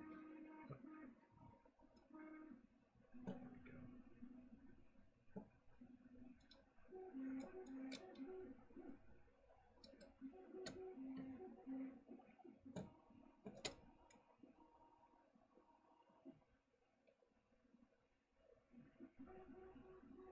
Again, be very careful. Make sure you don't force the thread. It shouldn't take but a tiny little bit of force to thread these screws into this plate. I was feeling, I don't know if you noticed, I tinkered around there for just a second because I tightened that one in more, and I was having problems getting this one in. It was just taking too much force. I really can't describe the amount of force that you would feel, but it's definitely something you want to make sure you're very careful of. That you don't tighten it down too much whenever you're on there. So give me one second. Just checking on the stream, making sure everything's good here.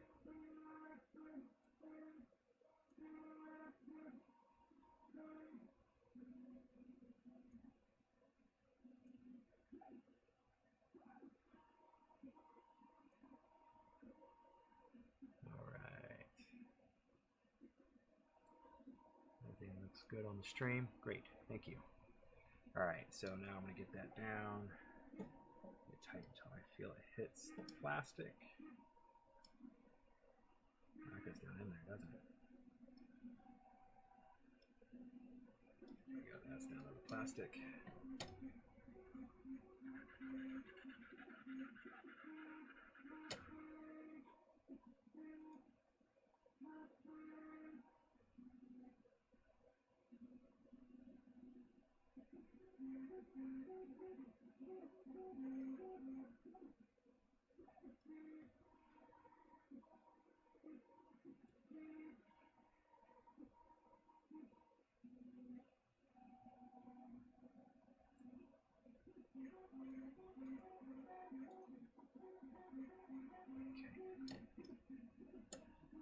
Plastic.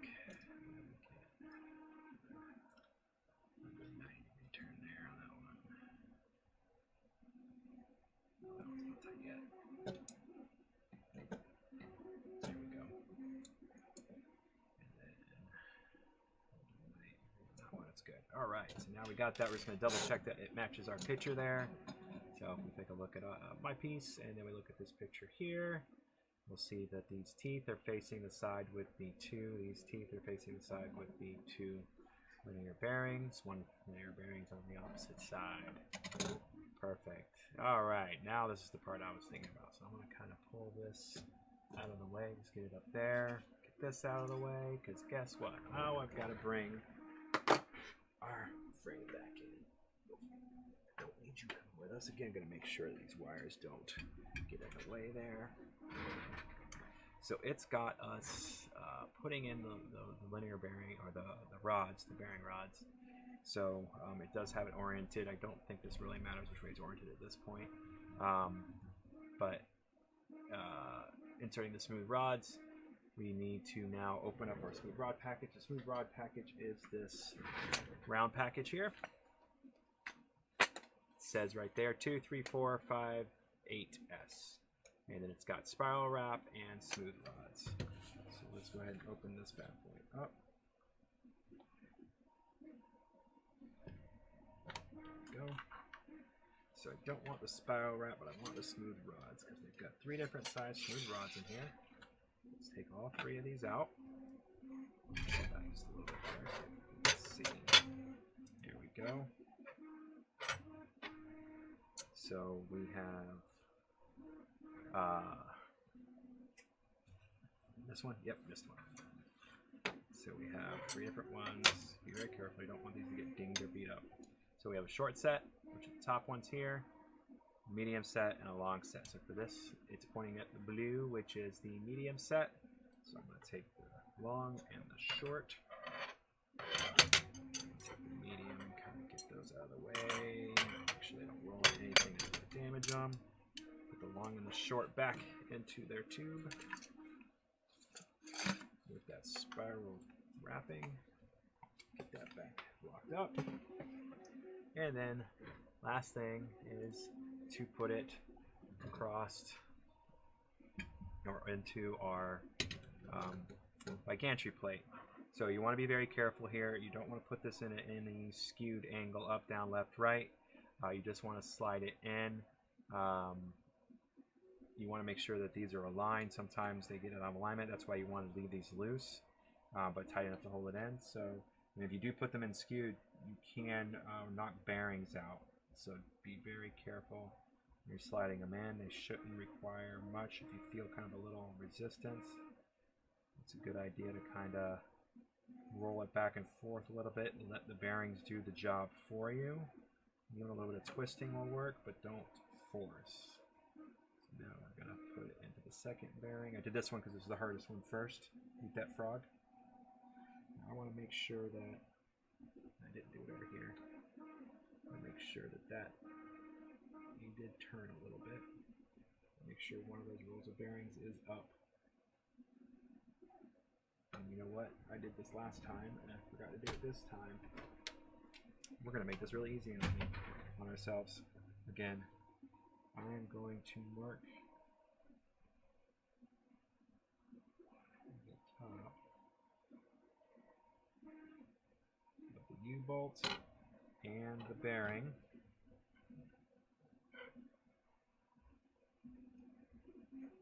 With a black line, just in case they do become unaligned, I can get them back unaligned without taking that, or back aligned without taking that rod out again. So there's my tip. It's not in the instructions. See, once I do that, that one wants to move. So now I'll be able to line it all back up again. Why don't you want to go in? Sorry, my head's like right in the way there. So,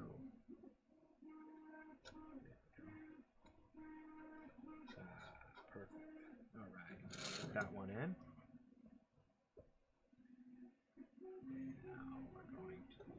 One. That was way easier. Perfect. Now this one became unaligned a little bit, so now I can line it back up. This one became unaligned a little bit, so I can line it back up. Yes, I know I got a little black mark on my finger now, but hey.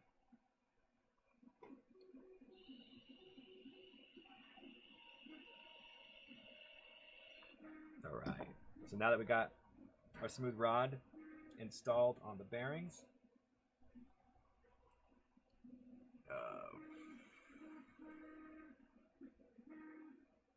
and it says here that if you do push out some balls, 1 or 2 balls is okay. If there are more than them, please consider ordering new bearings. So basically they're saying if you push out bearings, if more than 1 or 2 of them come out, it's your fault. So they won't replace it. That's not kind of thing that's warranted. You've got to be very careful to not push out more than 1 or 2 bearings, or any at all. That would be nice. All right, so now we want to, and I'm surprised it actually doesn't have us tightening down the U-bolts as of yet, but that's okay. Force. All right, so yeah, we finished that step. So the Y carriage mount. So now take the Y carriage, and we need to make sure that we're got it the right way. So it doesn't explicitly say it. It just says reference the picture. So long, the front side, long aluminum extrusions on the inside mounts, Prusa logo on the front. That's the way we want to be looking at the machine at this point. We want to carefully take this. I'm gonna hold this as best I can. Flip it back up so that the rods are now underneath of the plate. Try to get them as even as possible here. And then these rods go into the holders that we installed earlier on the front and back plates. There we go. And then if you just take your thumbs and press down, you can see in the picture here. Boom. And let me get that back so I can get to it better. Wire stuck in here. That one wasn't all the way in.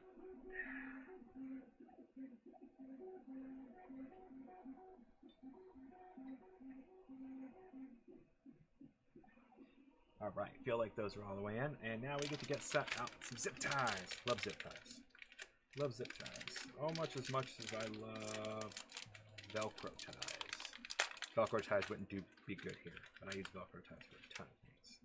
So we're going to start out with, I need 4, 1 for each of the mounts. And if you'll notice, they have a specific way they want you to do it, and this is to make sure that there's clearance. So I would heed their warning to make sure that it's done right. You want the head of the zip tie to be down and on the outside of the frame, and they're doing the front first. So I'm going to go ahead and follow their lead. And there's these 2 holes, one on each side of the rail here of the rod. So head of the zip tie outside of the frame and down, slide through these holes until it comes out the other side. And there you go, you can see it there in the video now. And then you get it till it's about halfway. We've got about the same amount on each side. And then next step is to rotate the head around to the other side, push it down till it starts to click like any zip tie does. And then you pull it tight, making sure the head stays on the inside of the printed part, on the inside of the frame. And then the easiest way to ensure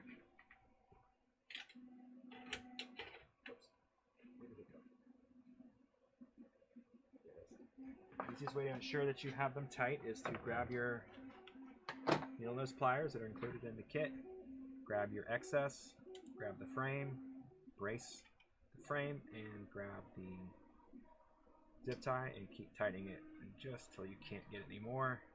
Then I like to grab it with my hand and use the needle nose pliers on either side of the head. Push back down on the head. Now you want to be very careful. You don't want to scratch these rods. You obviously don't want to mar up your nice looking plates here. You don't want to break anything else. So just be very careful while doing this. And then once you've got that done, it says use the pliers to cut. That's always been a little hard. I've got these little side cutters. If you're getting into 3D printing, these things are indispensable. I use them all the time for parts and for trimming, stringing off, or for trimming, some elephant footing, or if you've got if you print with a brim, or supports, or anything like that. Just go out and get yourself a pair of side cutters. These things are fantastic. I suggest getting these spring-loaded ones that spring open to the spring to open. They're fantastic, and it's going to allow me to get a really nice clean edge here. And cut off enough to where it's clean but not too short. And then we're going to go around and do all 4, I believe. Yes, we're going to do all 4. So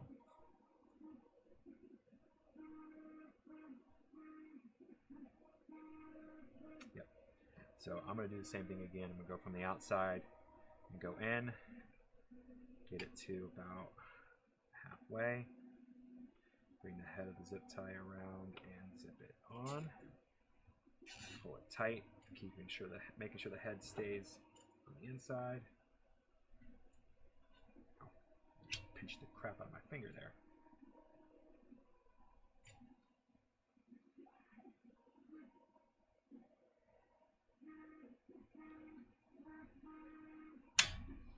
See, don't do that. And my side cutters here. Get this excess off.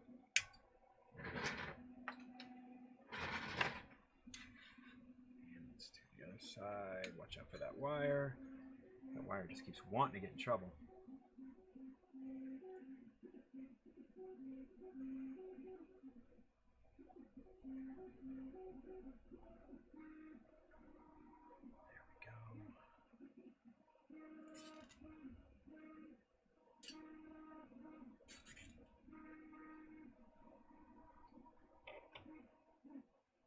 Since I'm working around electronics here, I'm not going to do the other thing anymore. I don't want to break my electronics. After that last little slip, I don't trust myself tonight. It's already getting late.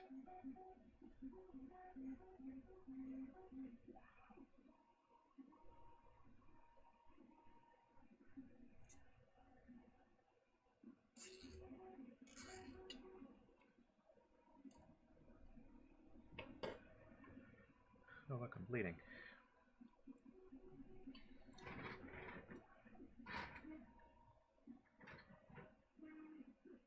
The old garage band-aid. Your tongue. And all 4 zip ties are now installed. 1, 2, 3, 4. Good to go. And then aligning the smooth rods. Ensure all M3 × 10 screws on Y holders are released so the printed parts are able to move. Move the X carriage back and forth across the entire length of the smooth rods to align them. Move the carriage to the front plate and tighten all screws in the front. Okay, so I see what we're doing here. So we need to loosen up these screws. Loosen up these screws a little bit. That's why I said not to tighten them all the way earlier, I guess. I don't know. I don't remember them saying not to tighten them all the way. Anyway, so we're going to loosen them up a little bit. How much does it say? Ensure all are released so the printed part's able to move. I have a picture. Oh, it can move left and right. Yep, that one can move. Yep, that one can move. That one can't move yet. Get rid of that. Loosen those up a little bit. Loosen those up a little bit. Move. Nope, still can't move yet. I don't feel like these would be able to move because they've got the little notch going into the extrusion. I guess it can move. And now it says to move the carriage back and forth across the entire length of the smooth rods to align them. Now we're going to move it to the front. So I'm already looking at the front. You've got the Prusa logo right here. So I'm going to take it all the way to the back, all the way to the front, all the way to the back, all the way to the front. That sounds good too. I need to tighten those U-bolts, but you know what? I'm going to go ahead and do that. No, you know what? I'm not. And it says to bring it all the way front, then tighten all the screws on the front. So bring it all the way to the front. Having this carriage here is going to be a little bit more difficult to tighten it up, but we'll get it done. Keep a little tension pulling it this way. There's one thing I've never truly understood, why there's 3 points here instead of 4. I mean, I guess it's to reduce cost, one less bearing, you know, across multiple machines, one little bit less cost. I don't see any other reason for it. I'm sure there may be that I don't know. It's not my area of expertise, of course. I just never quite understood why 3 instead of 4. I mean, I guess it would create a whole new section of plate over here and so on and so forth, but I think that wouldn't be such a big deal. But hey, it is what it is. All right, so I've got the front tightened down now. And then move the extra carriage to the rear plate and tighten it to all the back holders. Tighten all the back holders. Wire in the way again. Move it all the way to the back. Stuck there because of the wire. Get out of the way, wire. There's some clearance there. I'm going to slide it underneath there. There we go. Alright, so now that's good. Now we're going to tighten these up.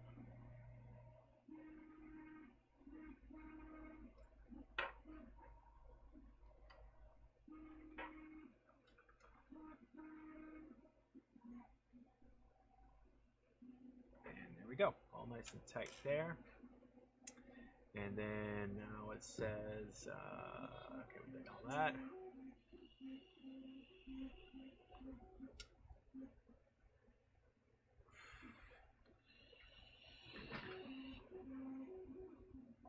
What I am going to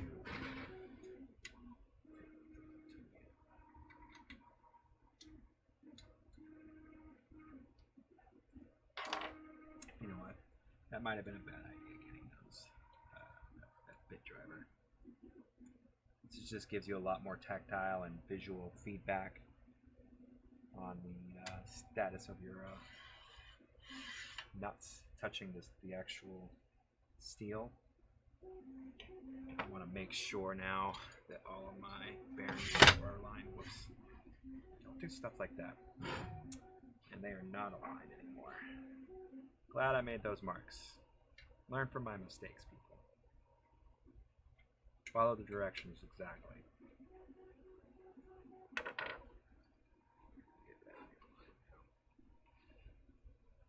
we go. That's realigned now.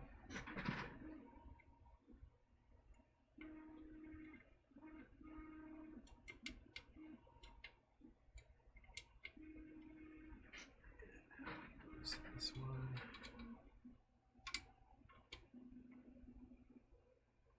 This one, twist it back into place.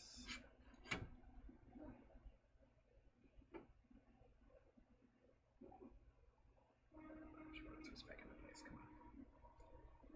There we go.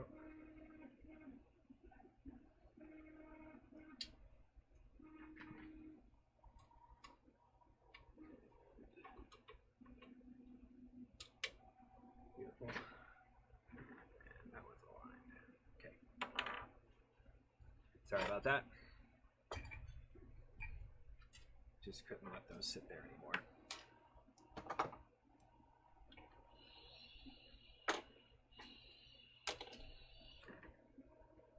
All right.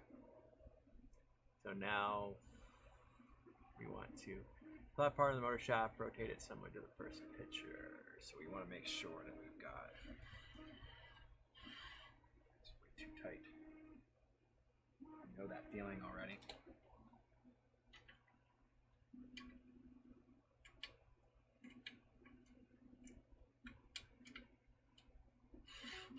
That's much better. So we want to look at the motor piece now. So we got our motor mount for our y-axis. And we want to make sure that we're looking at it the same way the picture. We've got the longer tab piece down and facing towards us, the shaft. And then we want to place the G2 belt pulley on there. We want to put it on there the correct way. There's two set pins in one of these pulleys, so you can see the two in the on the pulley right there. There's two black pins. They are already loose on there. On the shaft, there's a flat portion of the shaft. You want to make sure at least one of those pins is on there according to the instructions. Don't leave the pulley against the motor. Leave a gap so the pulley can rotate freely. But you do want it to be, it looks like, almost all the way up against there. Turn the shaft slightly and tighten the second screw. So, alright, so we're going to slide this on, and my shaft is up already, so that's awesome. Put our smaller alley key here, the smaller one. This one. Yep.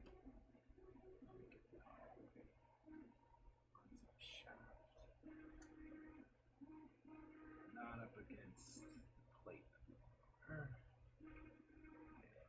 Tighten that one down first. And then if we rotate, we can get to the second one. Tighten it down as well. Alright, so we got our pulley installed on our motor. Yay! And there we go. Now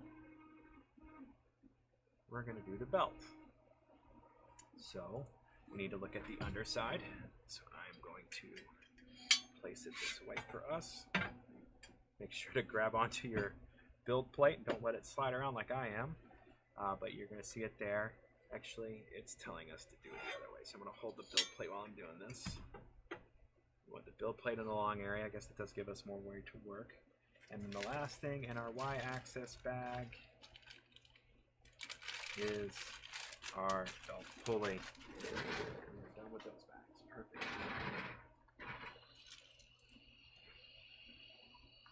Alright. Open this bag up. There we go.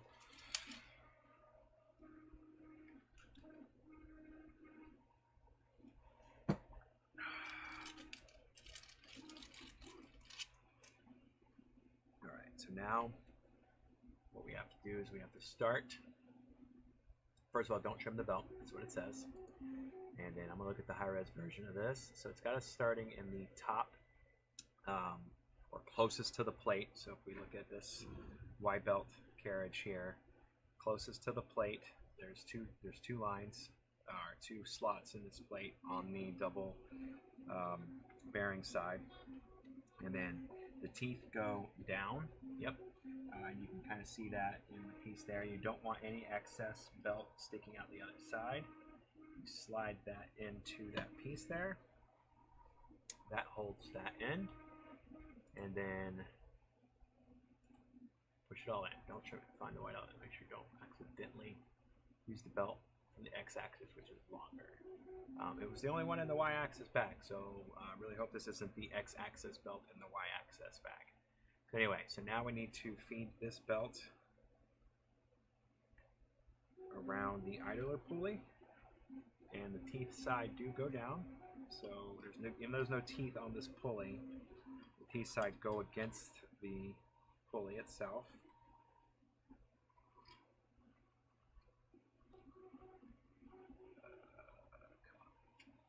Twisting on me here. There we go.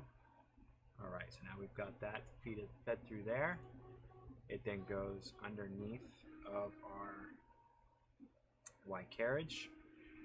There is a spot on the frame here where you see there's a groove cut out of the gantry frame. It goes through that, between the plate and that frame. Then it goes underneath of the motor pulley, which is toothed.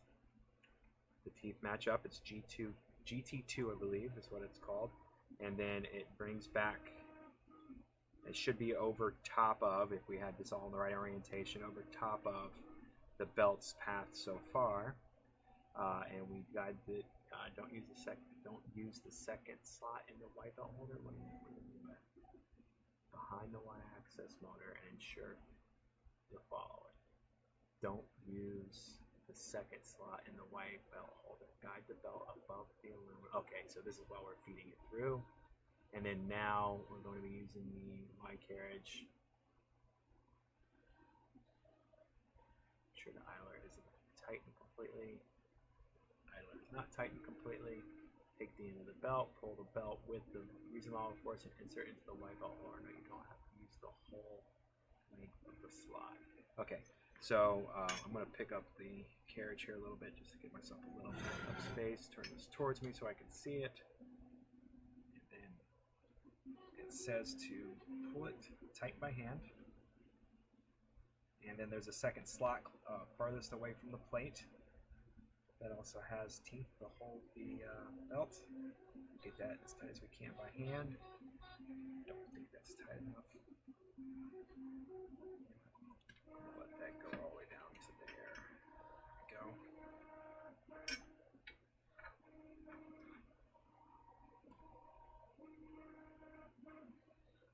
And then it says that when you're putting this in there that you don't necessarily need to use the entire length of the slot for the belt, which in this case I am not, which is weird because in the MK2S kit, I had to trim some excess off, so it looks like they got a lot better. I don't know what that was. Yeah. The MK2S. Oh, I know what it was. Let's see.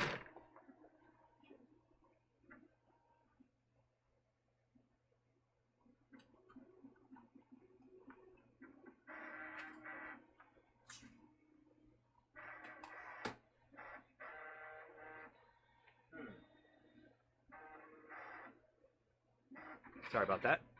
The filament, I was trying out a new filament brand. I'm not going to name the name. I don't like it. They tie the filament to the inside of the reel, which is dumb. And I'm about to run out of filament there. I don't even know those prints are going to finish with that much filament. They might finish enough for them to be useful, but darn, that sucks if they don't finish. I guess 2 of them, it doesn't really matter. Yeah, 2 of them, it's not a big deal. But the other 2, I've got 4 pieces printing on the same plate right there. So anyway, so I just used the sorry, going back to the building of this one. Got it tight by hand. This was loose. I used the flathead screwdriver they included with their kit just to make sure it's getting seated all the way into the carriage there, and making sure that it's all the way in there. And that's that. Press the belt in, aligning the X access belt. Make sure that the belt is placed in the axis of the printer. So basically we want to look at it from the front. So let's turn it around this way, and then make sure that it's going straight back and forth. And I don't know about you guys, but if we look at that screw hole there, it's not really centered on that camera because I have some of that camera cropped off there, so you guys are kind of looking at it a little bit of an angle there, but from me looking at it, that looks pretty straight there. It's in line with all that. It looks like it's in line there. To adjust the belt position, release screws on the pulley and slightly move with it until you reach the best position. So that's the, okay, so that's it there. So it's actually not even all the way to the edge there.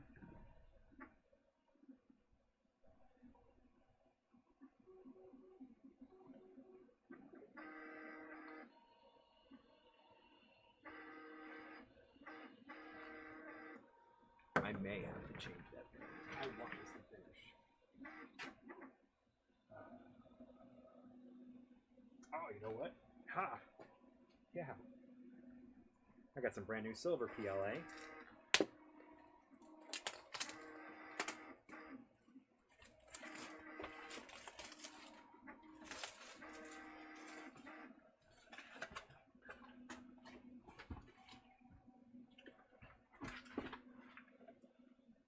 I am not going to open it yet. Leave it sealed in its bag for right now. But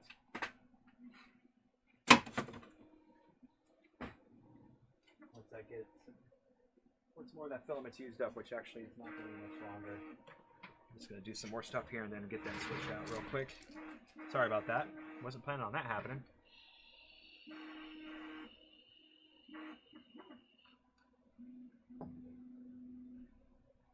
So yeah, so that looks decent. I don't think that looks off at all. One way to tell is if you push the carriage or the Y-frame all the way back, and the carriage gets closer to the gear. If the belt starts to move on the gear, because the belt's not perfectly the same width as the gear, so if it moves and then as you pull the carriage back again, if it starts to move back, then you can kind of tell. There might be a little bit of wobble. That's completely normal. I do have a little bit of wobble, but that's nothing wrong with that. It's nothing that the gear will do anything about. But no, that feels pretty darn good.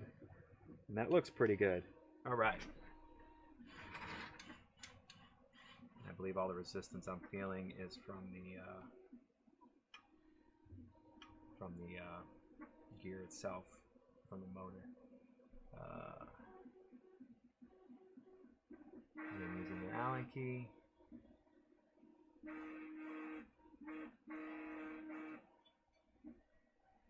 And then it says using Allen key, tighten. Oops, wrong one. Tighten these the idler screws down now all the way. It says using your left hand, push down the belt. Some force should be needed for bending the belt, but don't try to overstretch the belt. This might damage the printer. So it shows it while you're doing it, but I'm not going to do it while I'm doing it. I'm going to tighten it down until I get it just about tight enough. And then try to get 45. 90 degrees. That's 90 degrees. Good. Alright, got that. And then 90 degrees. Alright. That takes some force to push down, so I like that. And that feels nice and tight. Alright, so now we've got that y-axis belt tension. Testing the y-axis belt. Using the technique described below to test the belt is properly stretched. Use a pair of pliers. Oh, I saw this with the x-axis too. So using a pair of pliers, we'll keep this in frame for you. Using a pair of pliers, hold the y-axis motor shaft. Move the Y carriage with your hand towards the y-axis motor. Don't use excessive force. If the belt is stretched properly, you should feel resistance and the Y carriage won't move at all. If the belt is too loose, it will deform, create a wave, and jump over the tooth pulley. So, let me get this so that it's in an angle I can grab it at real easily. So I'm going to use these. There we go. So if I push the carriage, it doesn't move. Oh, it moved because my pliers slipped. There's a lot of resistance there. And no teeth being jumped. Love it. Good stuff. And the y-axis is done. Great job. Open the bag. Oh, yeah. I'm going to follow instructions. Yes, sir. Open the bag and treat yourself with a few of the Harborough gummy bears. Love it. Let's get some Harborough gummy bears on my tummy.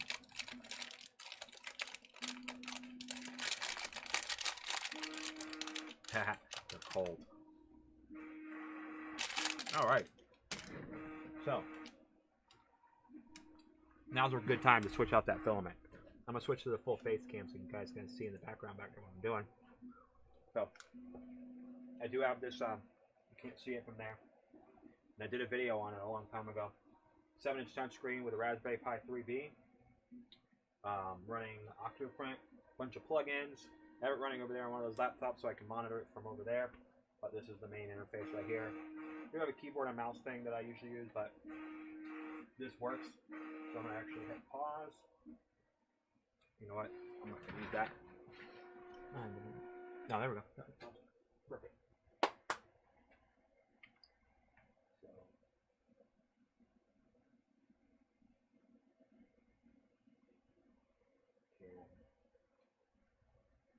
Unload filament.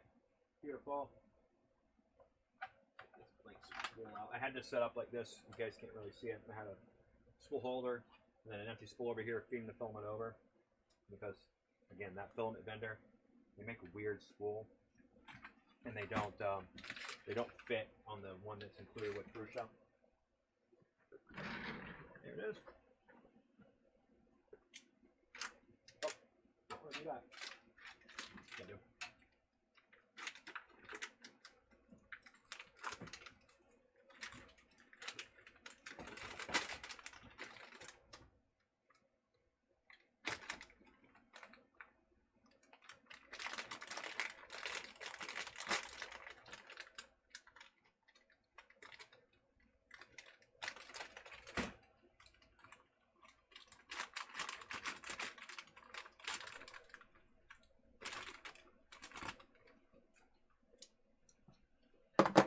Yummy gummy bears.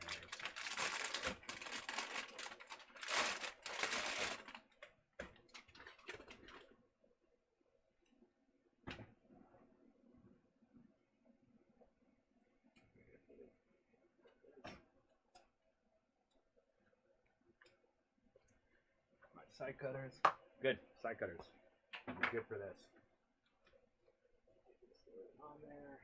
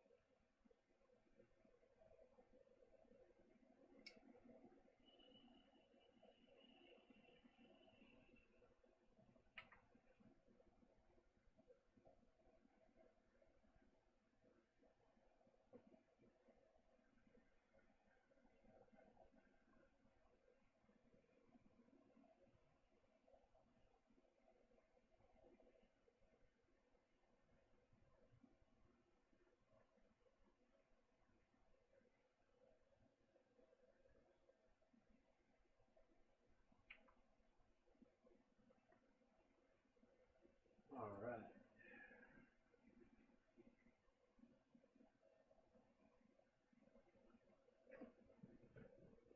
That should be it. Let's.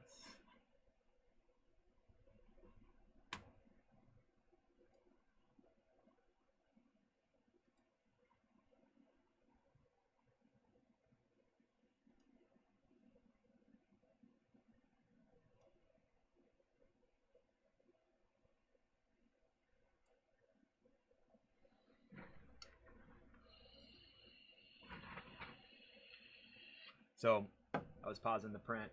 I had to set up something I found it a long time ago for Octoprint, where it allows a filament change when you click pause. For some reason, it's not letting me continue. It's not perfect. That's one of the things I'm going to love about having an MK3 is it built right into the printer as a pause and continue, or power fails and all that nice stuff. right straight on the printer instead of having to do it through Octoprint. Octoprint's great. I love Octoprint. Allows me to monitor things remotely from other parts of the house, from far away. But it's also not perfect. It does a great job. And there's resume. There. Let's make sure that it's resuming correctly.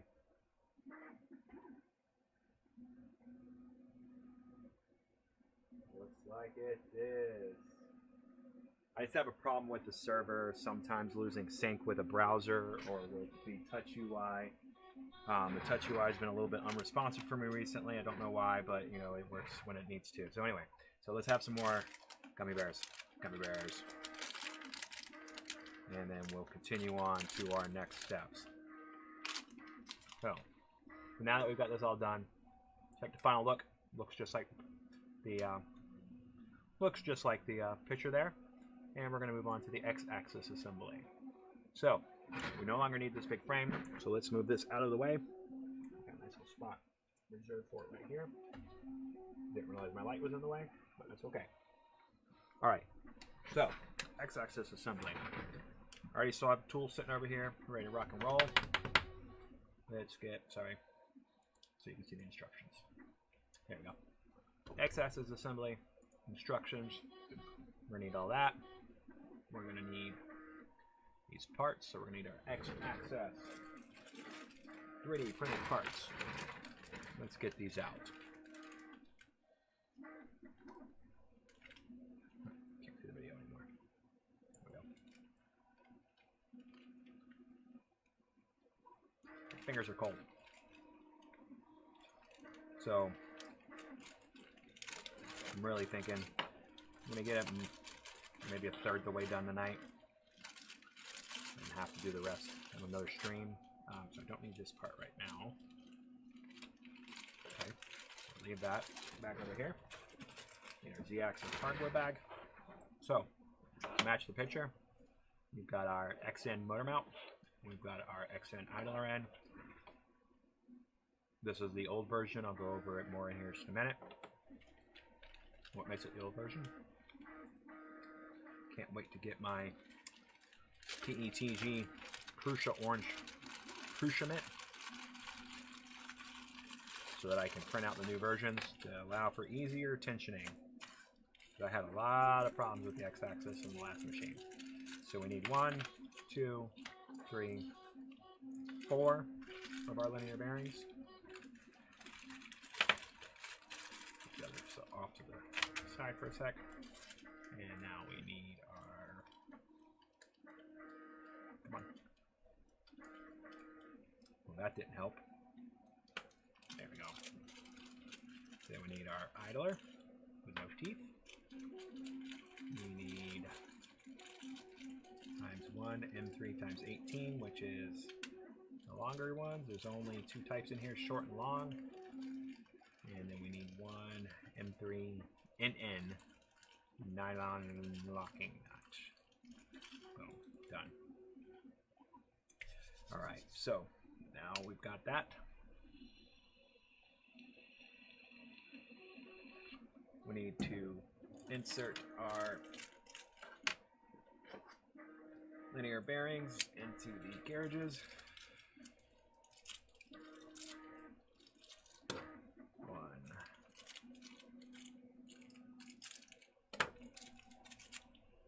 2,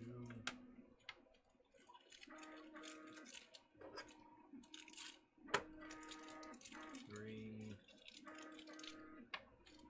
and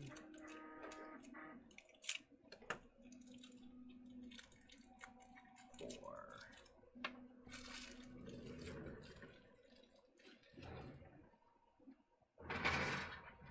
All right, as shown in the picture. So there's going to be a gap between the two, so they fit the bottom and the top. You can actually see that in this picture here. Let me pull up the high res. There we go. And zoom in. Oh, that's the wrong one. But that's the high res the way it goes. Let's do the high res of this one. Go back. There we go. Let's zoom in You'll see one bearing here. There's a gap there, and then one bearing there. And then when we enter them in, we want to make sure, go into this one, zoom in. I can't zoom in. But you'll see these ball tracks. This is what we were looking for earlier when we wanted the ball track to be at the top. And the way we were installing it was at the bottom, but it would be at the top, and we'll flip the plate over so that it rode on the top of the linear rails, the smooth rod. This way we want to crisscross them, so you'll see this one's installed where they're 90 degrees, and then the other one is installed at 45 degrees, so that there's as many ball bearings touching different parts of the rod as possible. If you had them all in a row, it could possibly wear the rods and then give a little bit of play in those 45-degree angles. If you've got them crisscrossed the way they show, then you'll be able to reduce the amount of wear and tear, but then also have as much accuracy as they roll up and down. So you want to kind of insert them, because once they get in there, you really can't turn them. So I'm going to start out with doing the 45-degree one up and down. There we go. And then it says do not place them in from the bottom side. So you see this picture here. The bottom side in my case would be this side. Do not push them in from that way. Push them in from that way. There's a lip down here that stops it from sliding out the bottom. So you gotta push it in from that side. Use my pinky and slide it all the way to the bottom. Make sure that's at 45 degrees. It's not, of course not. A little harder to get my pinky in there. So I'm gonna carefully use this Allen wrench to push it out a little bit so that I can get a hold of it.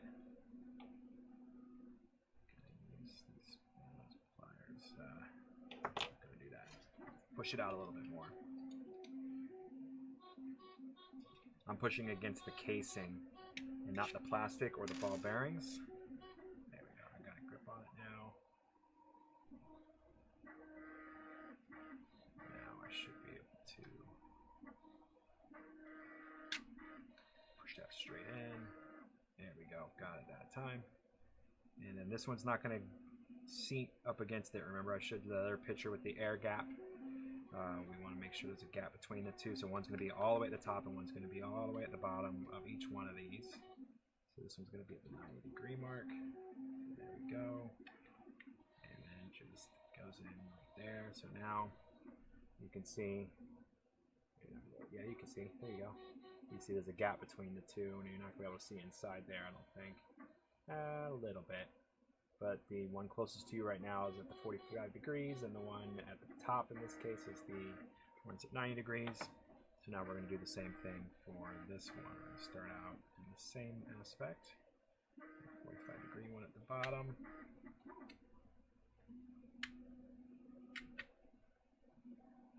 Stay 45 degree, yep. And now 90 degrees up and down on this one. Go. Oh, that one went way too far. There we go. And then if you use a small Allen key, should be able to get them spaced out. There we go. Alright, so now we got those loaded in. Let's see what the next step is. Okay, second pair of bearings. You can press the bearings against the flat surface for easy insertion. Just 2 bearings in a way. Blah, blah, blah. See the third picture for more details. So now we want our motor X-end tensioner. And then this is, you can see that it's kind of giving you a circle here of what version they're showing in the picture. And they're showing B3, which is also what I have as well. No, this isn't B3. I've got B3. They've got B8. Yeah, because you'll notice I do not have, they're showing the picture there, I do not have this hole or this nut cut out for the nuts, and that's to tighten the motor on this mount, to tighten the pulley, to tighten the belt. So I'll be excited to print that out once I get the orange Prusa orange filament, Prusament, sorry. Now I need my, nope, so I don't need that.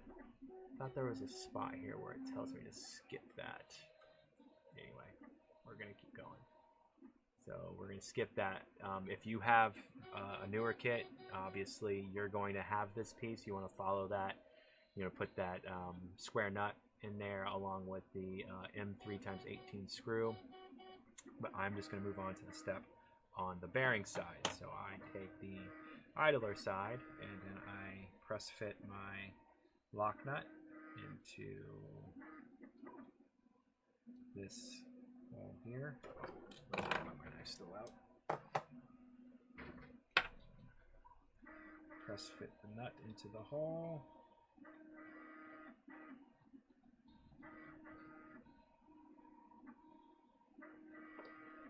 There we go. Nice flat surface will help there. And then I want to get the idler pulley in there, and then also get the nut at the same time. So these are probably gonna all have to happen at the same time. I actually can see some stringing in there. I should get my heat gun. Not a big deal. So I'm gonna get that line as best as possible by eye. Get the bolt through. Get my Allen key. The correct one would be nice, which is not that one. There we go. And then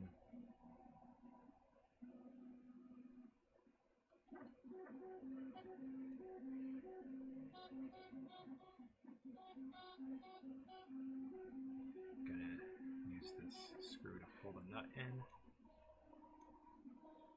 all the way, and then I'm gonna loosen it up so that the idler bearing spins freely, because right now I guarantee it does not. So I got the nut in all the way, and now I can give it some play. There we go. Let's see if I loosen it up even more. Better? Yeah, it does. And then is there any play back and forth? Nope, no play back and forth. Alright, so you just want to tighten it up just enough to where it's holding it in place, but then you stick your finger in there. There we go. You hear it rolling after I... Yeah. But it doesn't wobble back and forth. Got it.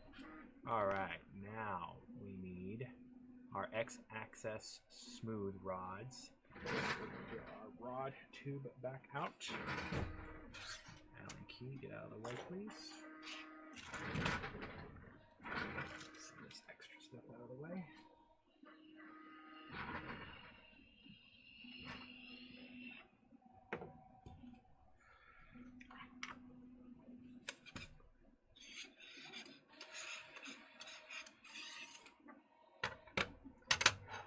Didn't get one of them out, but there's only two sets left now, a long and a short, and there's both the longs. You can actually see here. So logic would deduct that the other short one is still in there. I don't need to pull it out because there's only the two anyway, or two sets anyway. So we just need the two long ones now.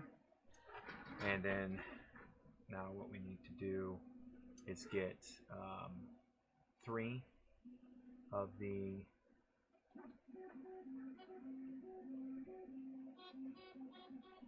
bearings. Where the hell did I put that? There it is. There we go. Alright, 1, 2, and there's a left in there. Beautiful. Nothing else left in this bag. Let's get this open.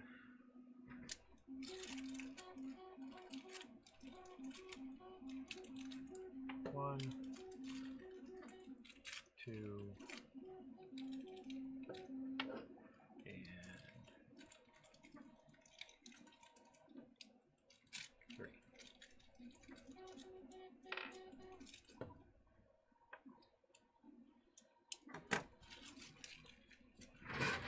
Alright. So now it's very important to put this together the correct way, because the extruder carriage, it's designed specifically to have the threaded or the linear rails our rear bearings on the rails with 2 on the top rail. So we want to gently, and what I'm going to do right now is be smart,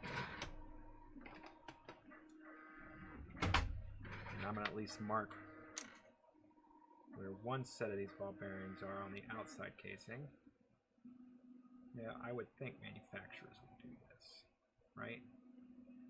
To give you the best opportunity to succeed with their product. Don't know if it's an option.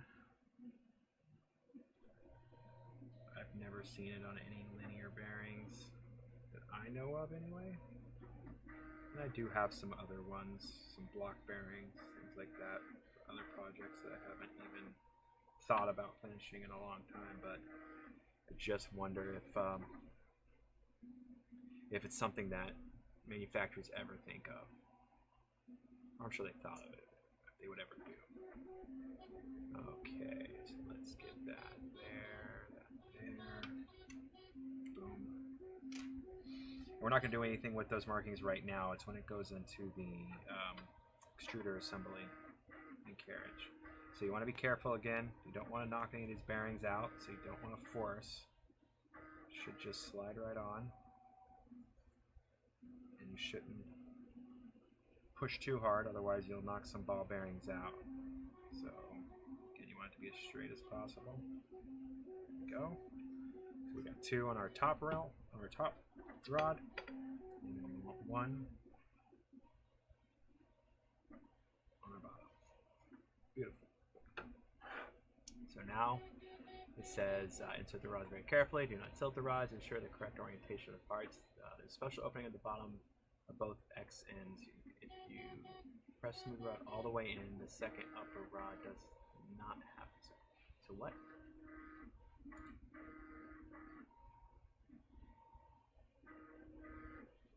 Don't understand what they're saying here. Ensure the correct orientation. It says the Prusament, so I understand that. We want the 2 on the top. That's what I have, right? So we've got our hexagonal nut's going to go for the Z motion. We've got the top flange of the X motor mount. On this side, we have our mount for the hexagonal nut for the Z motion, which we'll go into way later. So the bearings are on the outside. Bearings on the outside. So that means that the 2 top. The rod with the 2 bearings goes on the top, and the rod with the 1 bearing goes on the bottom. But then it says, click on that one. There is a special opening in the bottom of both X ends. Check if you pressed the smooth rod all the way in. The second upper rod does not have these openings. It says all, and then it says doesn't. So I see what they're talking about. That hole right there. Press the rod all the way in. You should see the rod be butt up against the... Okay, I understand it now. And they're saying that this one does not have it, because that's the print surface. It would require supports if they had it. So you just got to kind of press until it stops. And then if you can get this piece pressed in all the way, actually it doesn't have it either. I guess if you get the bottom pressed in all the way, then you're going to be okay. So these just get press fitted in. There we go. Sure, that's all press fit in. So there we go. X carriage assembly has begun. Assembling the X-axis motor. So we want to make sure and get the X-axis motor.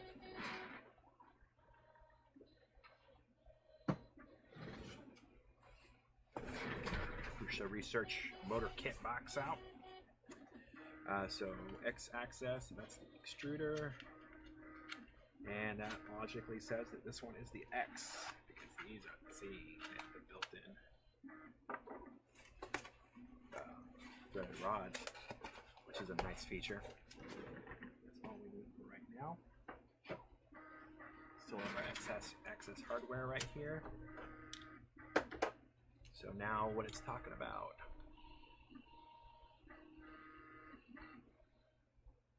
So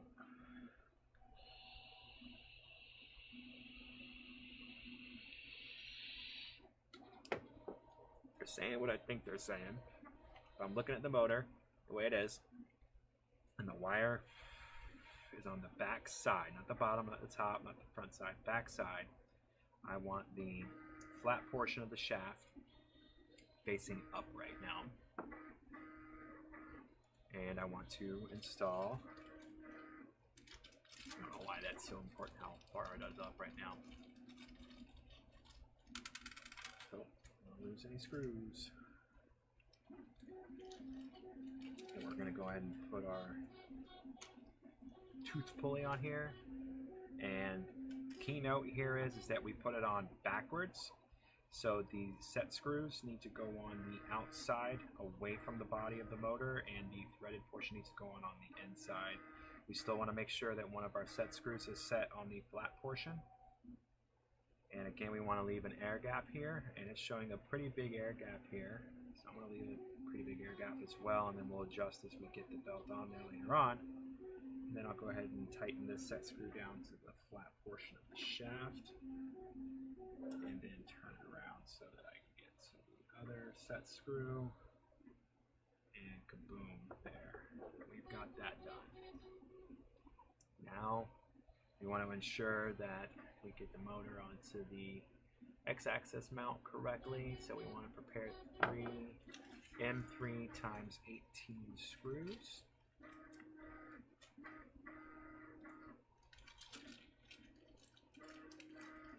So 1, 2, 1, 2, and 3.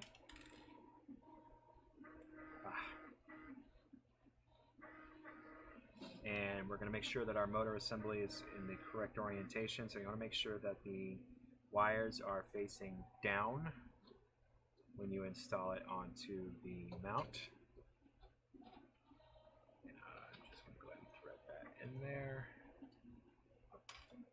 Get the right size Allen key. Allen wrench.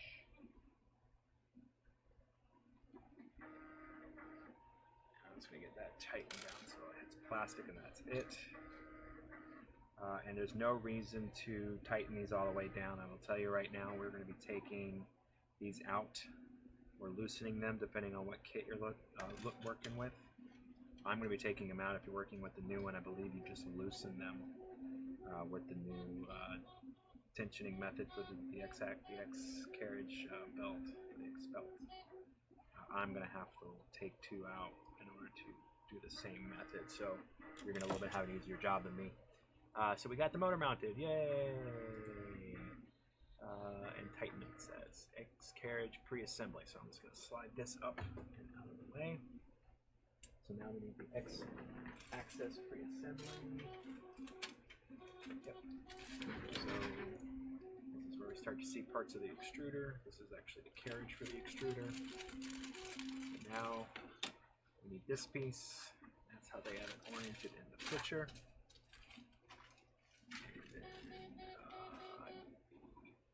Rest of the hardware, so it's saying we're going to need 2 zip ties, 1 and 2.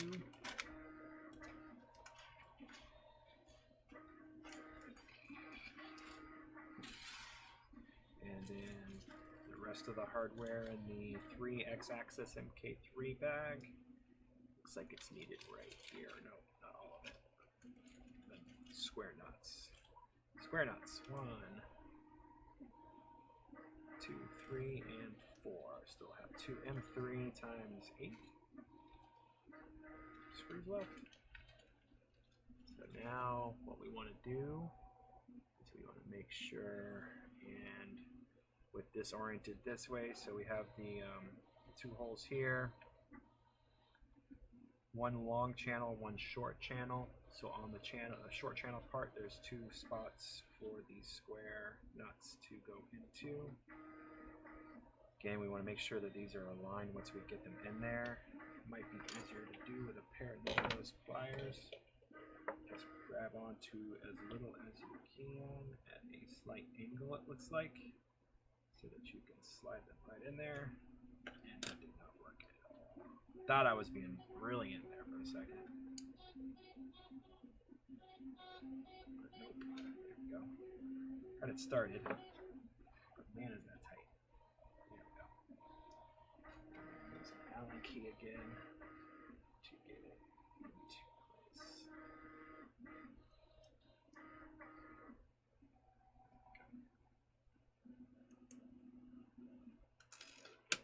Let's try that again. Yeah, that works pretty good.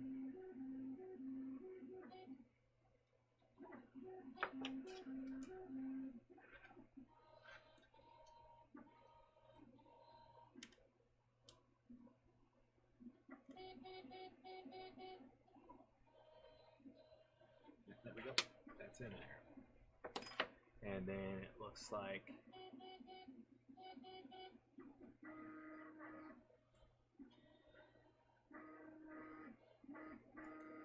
also underneath of the longer channel, if I see them there, there's two. So you can see where I've put the two captive, the two square nuts already. I can't see, it's hard, there we go, right there. And then there's another spot there and there where we're gonna put these other nuts. I was gonna use the same method, that seemed like it was working well for me anyway.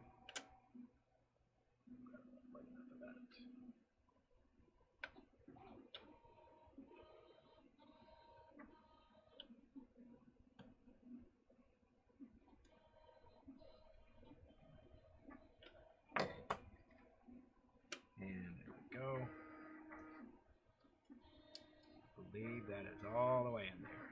Very nice. And then now we're going to install two of these zip ties. The zip ties and the slots are shown in the last picture. So let's zoom in on this.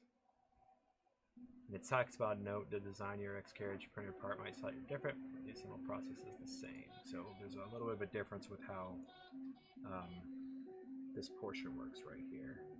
But if I remember correctly, the head of the zip tie needed to go in a specific spot for clearance reasons. So I'm going to do that same thing again. So this is on the, I have it upside down. This is on the long side. So there's this long channel right here. There's this short channel right here.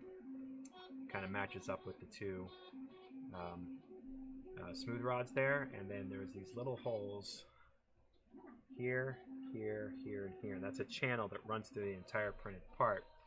You want to put the head down again, and I'm going to put it to my right, as I got the spiral channel to my right, and put it through the rightmost of this hole, with the teeth facing basically up. And as I slide that in, just like in the picture, I'm going to split the difference and make it about halfway, so that I've got the head facing out.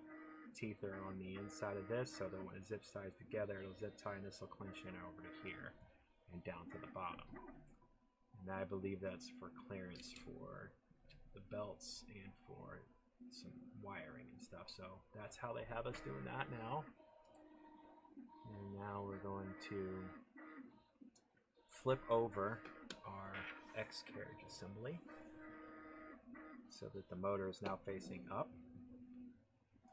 And we've got the two linear bearings at top, and we have the one at the bottom. And we want to put the large channel on top. So let's go into this picture here. So you can see that there's large channels on top. So basically the heads of the zip ties we have are going to be in the middle. The smaller channel is going to go on bottom. This is why I marked the bearing tracks earlier, because now I can turn those bearing tracks to make it so that there at least one track is riding the top of each rail for each bearing. I know that wasn't in the instructions, but that's just kind of what I wanted to do, because I kind of knew where we were going with this anyway. I could do that at any 90-degree angle. Since I marked those, they're at 90, I mean, they're 45, at 90-degree angles. So if I wanted to put it at one side, then one side would be at the top. But I'm just gonna, I don't want to see them. So I'm gonna lift up the entire assembly, put it down over top of it. And my head's gonna get in the way a little bit here.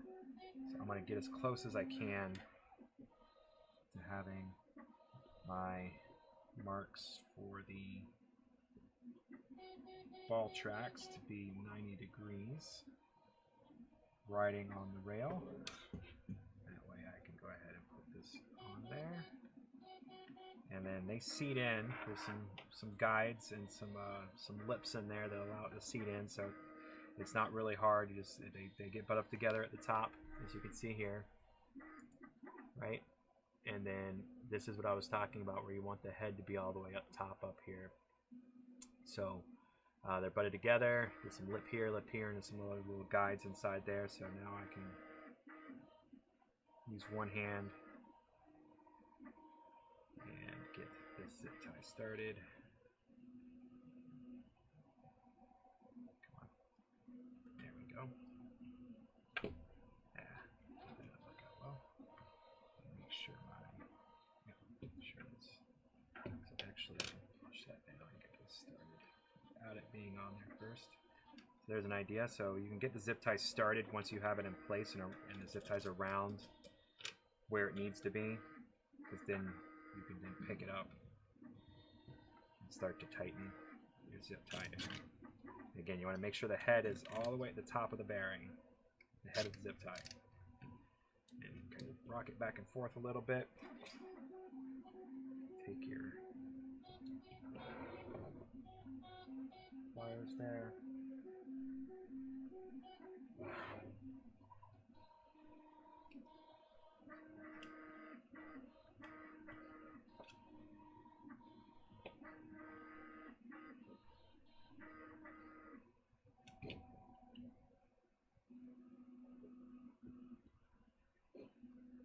All right. So now that I've got those two zip ties done, it says that my x-axis is all done. Let's check the final look. Don't like that this is not attached yet, but it is what it is. I believe there's a piece that goes over that later on. And access is done. Time for another gummy bear. Yes, I will follow your instructions. Oh wait, it says to cut them. Ah, skipped a spot. Cut them. Trim. Trim and cut. Trim and cut. Boom. Boom. Done. Trash. I have extra parts. I don't know how I feel about that. Let me go back for a sec. There's a bag of spares for a reason, right? I always end up with extra parts for some reason. I'm gonna put 2 extra M3 × 8 and an extra square nut. So that may be, but the tensioner assembly was an afterthought after my kit was sent out. So where else would that be? Oh, I got that step done. And that was the beginning anyway.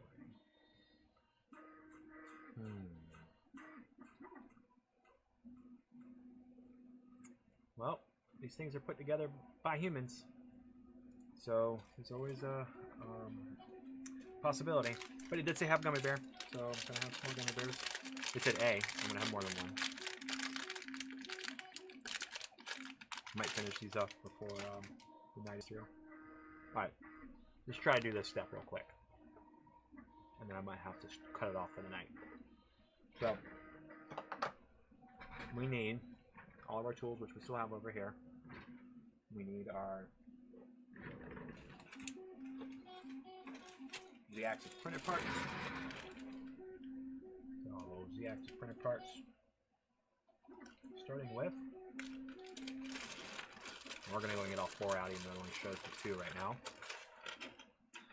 We need our 2 Z-axis top, or bottom, and Z-axis top, and then there's these fun little motor grommet spacer protector thingies. So that's all that was in that bag.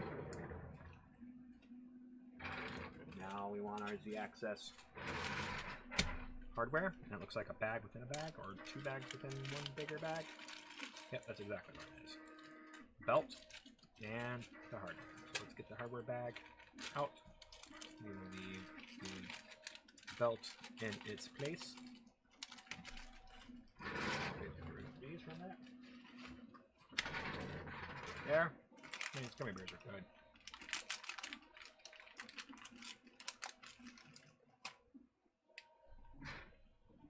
Alright. So now it says we need 6 M3 times 10. Sorry for chewing and talking, it's very rude. But these gummy bears are irresistible.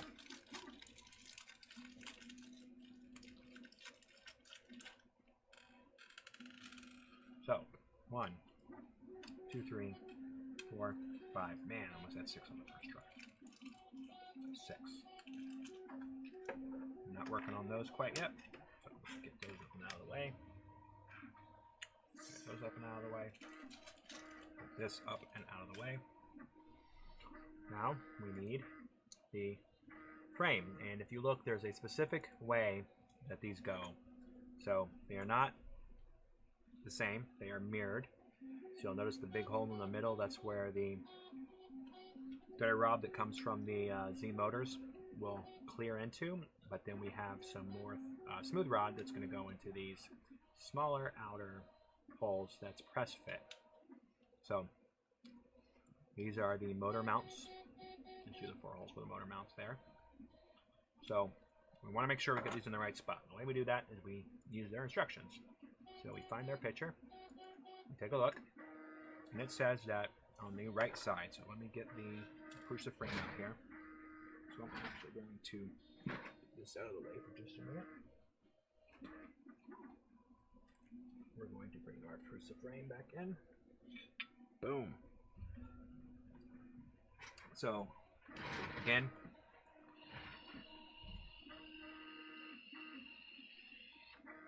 we have the front of the frame. We know this by the Prusa logo. Longer aluminum extrusion on the inner. And then of course we don't have a motor on this end now. A lot easier to tell. Prusa, no motor. Don't need to look at much else anymore. So the way they're showing is that the small holes in relation to the big holes go on the outside of the frame. So this is our right side X motor mount, and this is our left side X motor mount. Or excuse me, Z. What am I saying? X, Z motor mount. Z in 3D printing. And then what we want to do is each one gets 3 screws. And we're going to, on the frame, just showing the camera pretty well. Oh, that does not move anymore. That's nice. There's a triangle of holes. There's a triangle of holes on that. And we're going to get that installed in there. Of course, I don't want to do it that way. But I need my Allen key. And put this in there.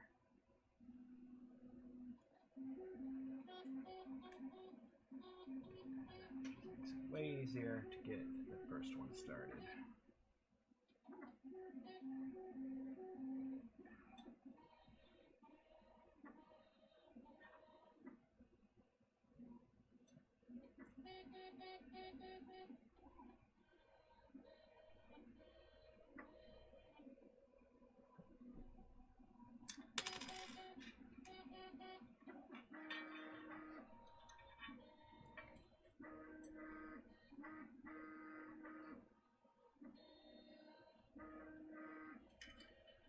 Alright, got that in there. So now I can get it lined up with the other holes.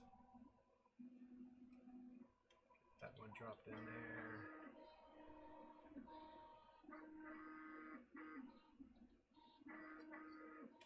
That one is not straight. Remember, you don't want to misthread these.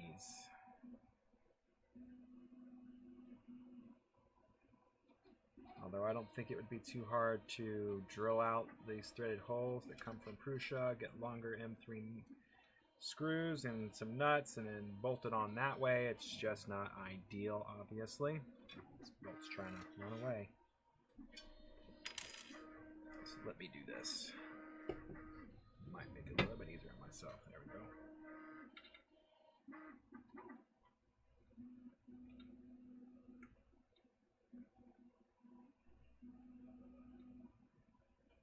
Still doesn't feel right.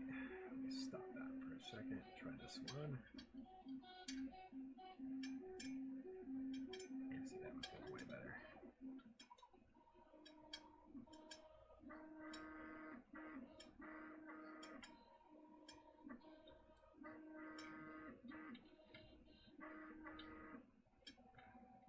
Loosen this one up a little bit. So if you are having problems threading, might be the printed parts slightly off, might be the holes are slightly off. Get what you can in, loosen them back up a little bit, go back to the one you're having problems with, fiddle around with it. By fiddle around, I mean kind of get it moved around until you can get it started with your fingers. That's a little better. Still not 100%. No, wait, that's way better. That is way better. There we go.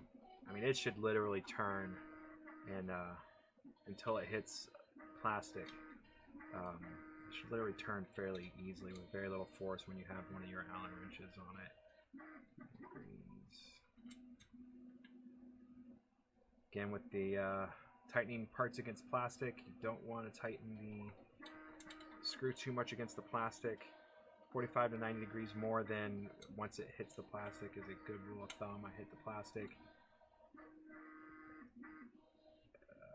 It's a little over 45.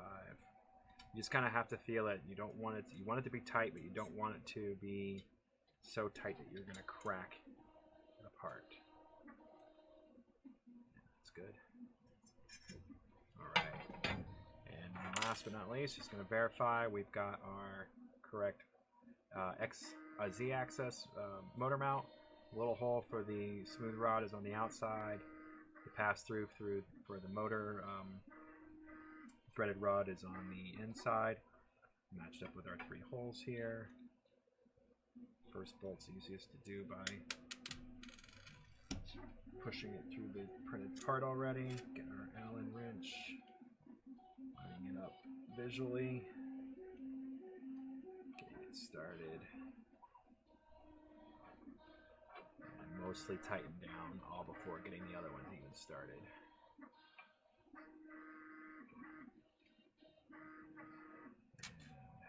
And now we can go to the bottom one.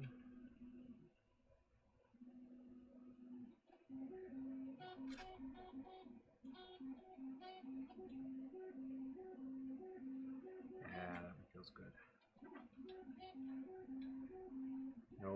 Nowhere near as bad as the other one. And now our top right. Let's get that in there. That one feels good too. Good. Good. All right.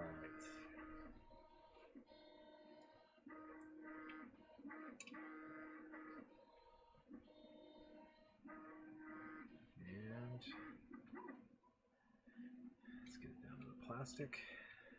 And another 90 degrees.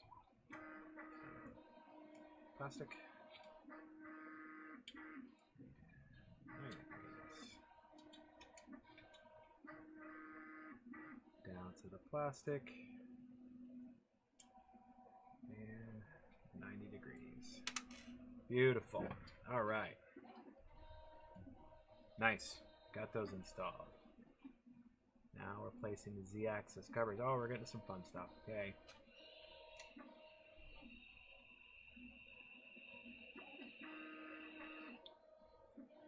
So we need our motors.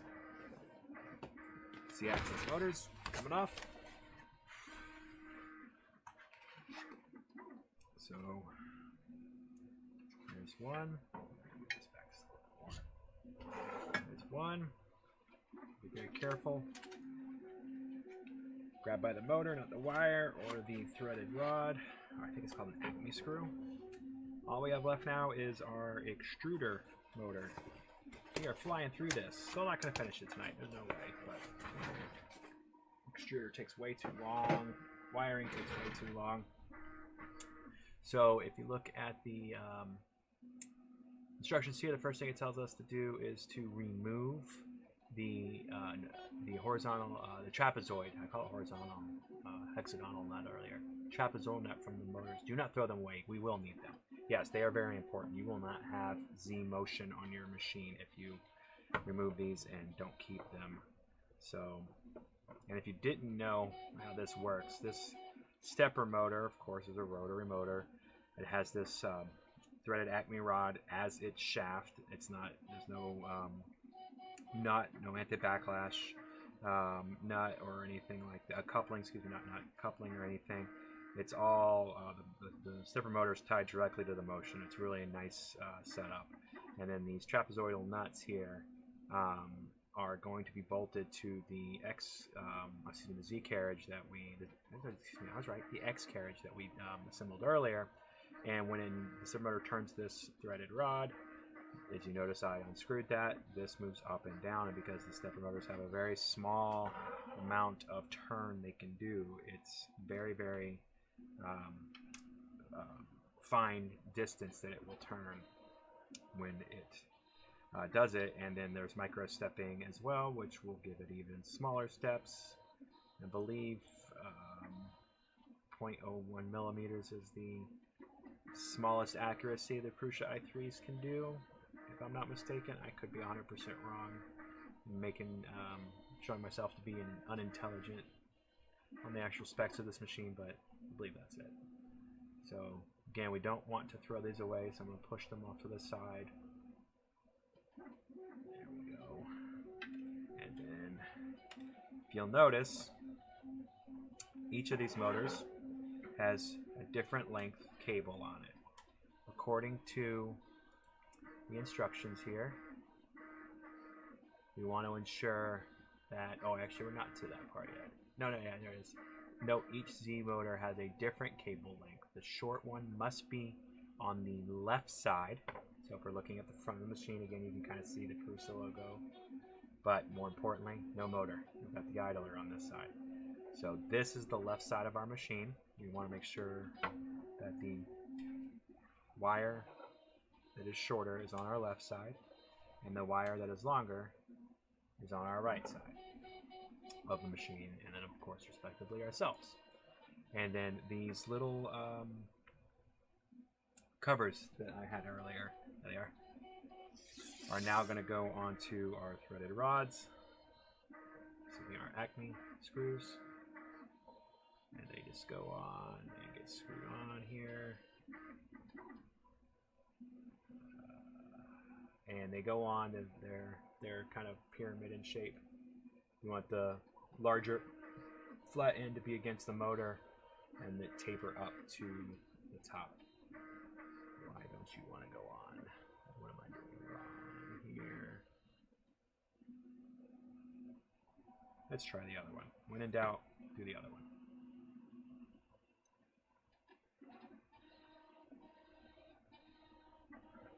Yeah, that does not want to thread on there.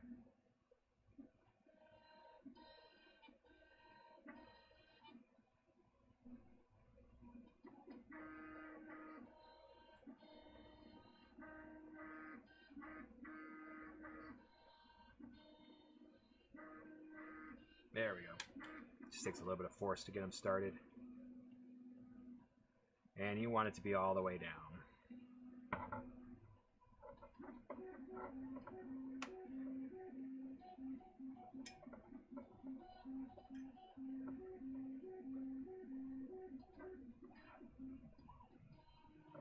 And it says that you want it to be up against the motor, but not tight.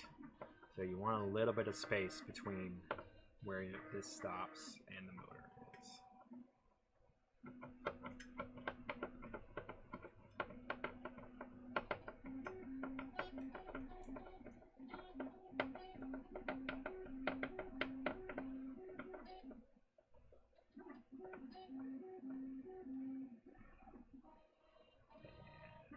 There we go. all the way down. Oh, it's up there. It's already on there. Okay, so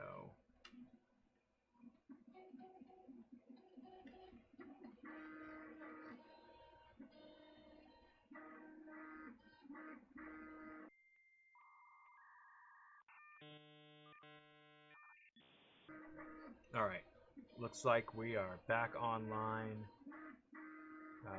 for both Twitch.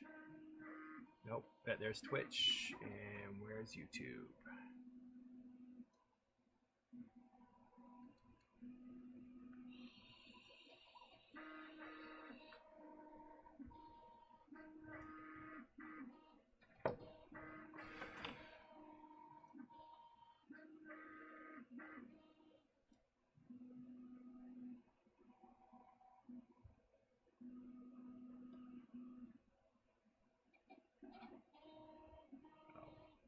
Making me do all that again, really.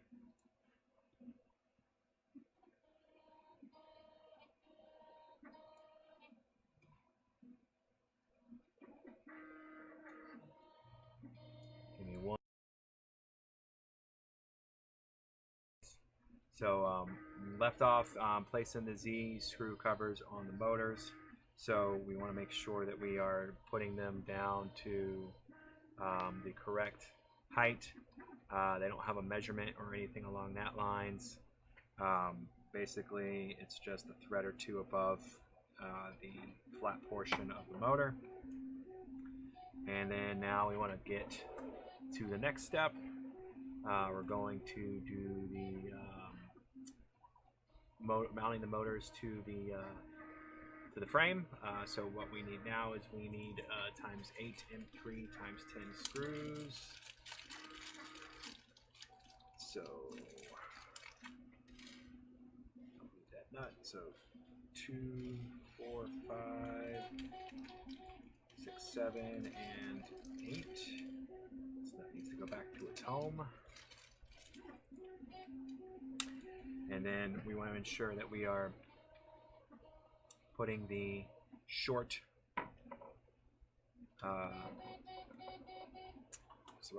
short wires on our left side and the long wires on our right side, and they're going to be sticking back away from you towards the frame, basically.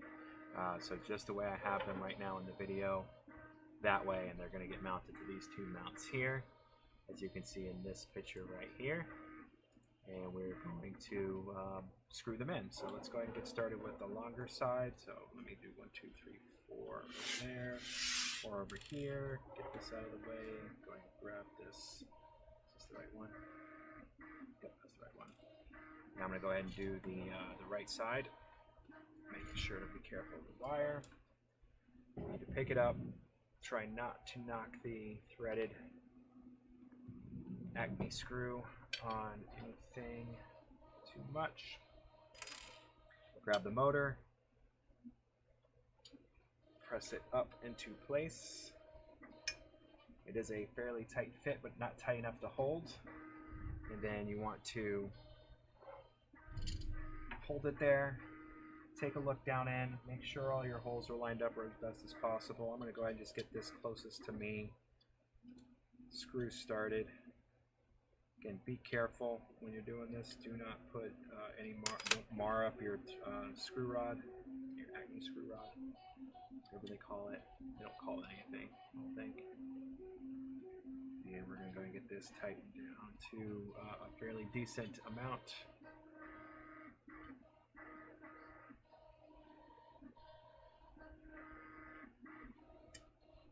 Right, and then I'm going to go horizontal or diagonal to it. Kind of like before. So it's going to be a little bit harder to get our wrench into.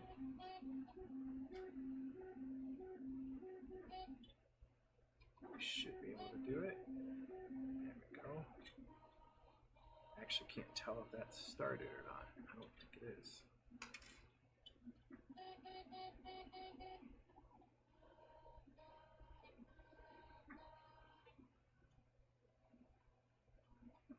There, now it's started.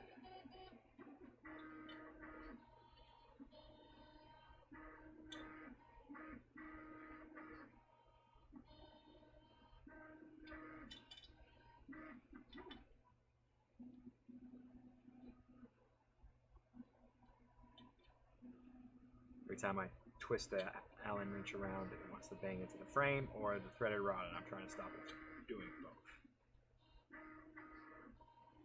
There we go. So that's down there. So let's get this one done.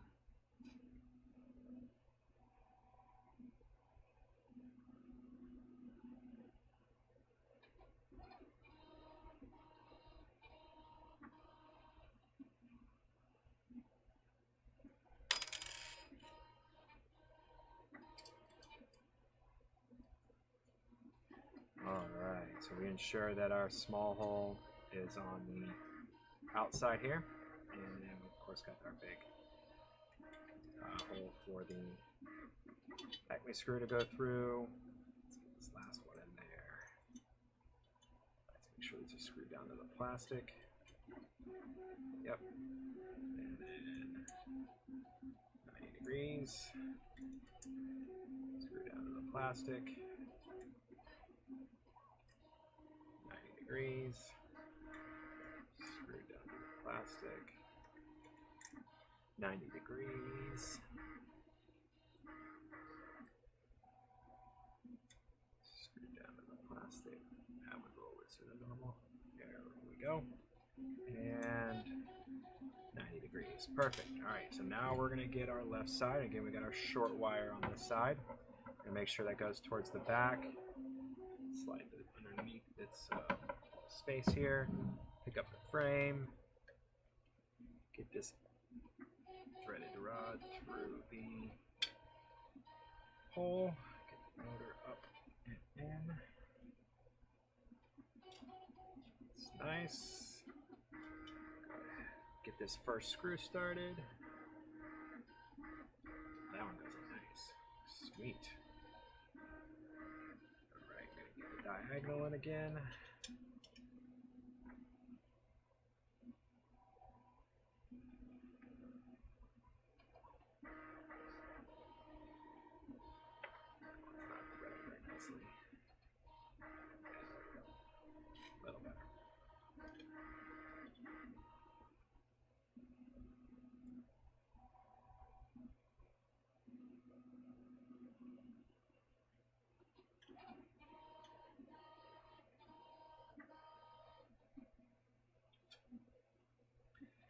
Alright, third screw.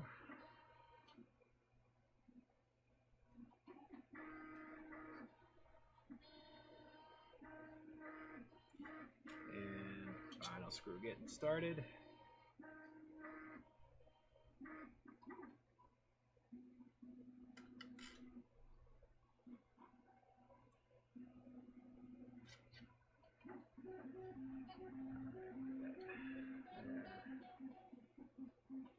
Alright, love it. Alright, so going down to the plastic. Nope. Now it is. And 90 degrees. So down to the plastic. It is now. And 90 degrees. So down to the plastic. And it is 90 degrees. Plastic and 90 degrees. Beautiful. Love it. Getting there. Getting there. So good. Love it. So now we're going to do the trapezoidal nuts. So what we need to do now is we need our X-axis back into play here. Our trapezoidal nuts. And what we're going to need at this point is we're going to need 4 M3 times 10 screws. I said 4. Did I say 3 or 4? It's 4. If I said 3, I'm crazy. It's getting late. It's time for this guy to go to bed, but I need to at least get this step done. And then we need 4 of our M3N, or normal, I guess, maybe. I don't know. N was on the square ones, too. Normal nuts. They're not locking nuts, they're not square nuts, they're regular hexagonal shaped nuts. So 1, 2, 3. The last one buried in there for some reason. There it is. There it is. Number 4. Number 4 is in there.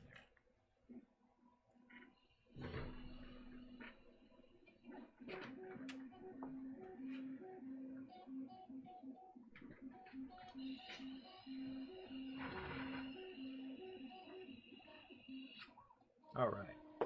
So now, what Az is doing is we're going to look at the underneath of our carriage here. And underneath our carriage is some recessed hexagonal cutouts to where these nuts go in. Now one of them's recessed in, one of them is visible but the corners kind of stick out, so they only go in one direction, so it's not too difficult to get them in there. This little inside one is, if I remember correctly, which I am remember correctly, it is kind of difficult to get it in there. So I really don't have any tips for that. I just kind of put it on there, put my fingers around, pinched it, got it in there. It just slides right in. So just put it down right there, get my fingers to pinch it in, get it close to where it needs to be, work it around a little bit, and it just kind of slides in there. If you really want, you can grab a Allen key, make sure it's pushed in there. Through. Yep, those look good. So I'm going to turn this away from you just a little bit, and then you'll see two little points on either side.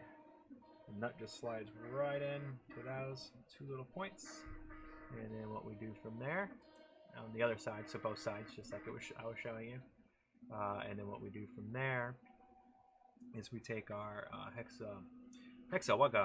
trapezoidal nuts, and it's only gonna have two bolts holding it in, but the most important thing is that these nuts have a flange and then the nut portion there, the threaded portion there. So what you're going to do is you want to make sure that this is on the top.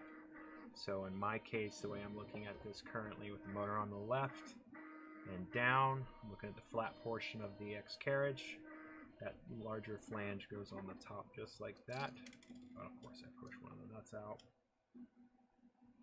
And then you take your screw,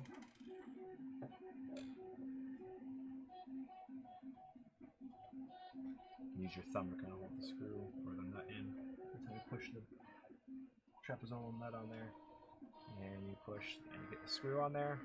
Once you get it tightened on there by hand, do the other one, and I'm just going to go ahead and get this one taken care of.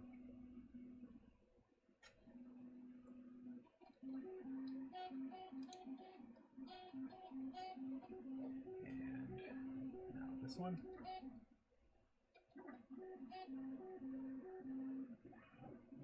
Perfect. And then we need to tighten them. It says longer screws are needed in case of XN version B6 and newer. So I guess if you got the newer one, you're going to have longer screws.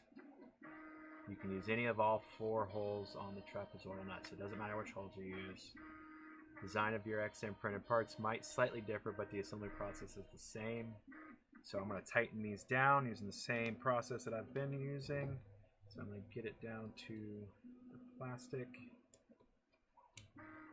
on both, and then I'm going to get an extra 90-degree turn in there to make sure it's nice and tight.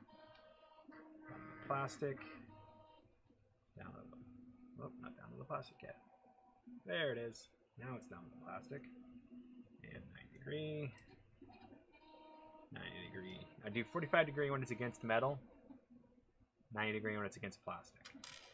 You really can't do more than 45 against metal. So now, here's the fun part. We get to try and thread 4 things at once.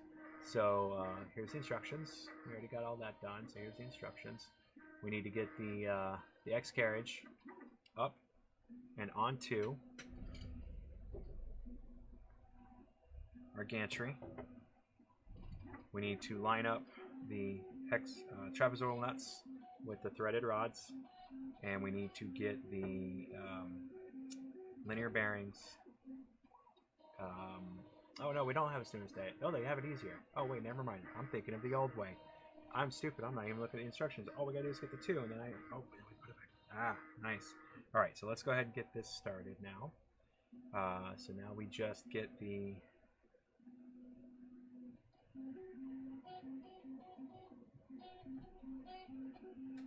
threaded rod into the trapezoidal nuts. Barely. I would recommend just inching it down. And to get the leveling started, because they have you leveling it something round against a not all the way side to side edge here in a minute, which we'll talk about in just a minute. What I like to do, or what I read someone was saying they were doing, is if you can get the top of your part here to be as level with the top of the frame. So you see what I'm doing here. So this is the top of your printed part on the X carriage motor, X motor carriage, and then this is the idler carriage for the X, and then the top of your frame here. If you can get these to be as close to level as possible, and then rotate them as best you can, as level as you can. There we go. And don't worry about that. You know, it's just kind of getting it level now. Makes things easier later on. There's a step in here on leveling it. And then now we need our Z-axis top printed parts.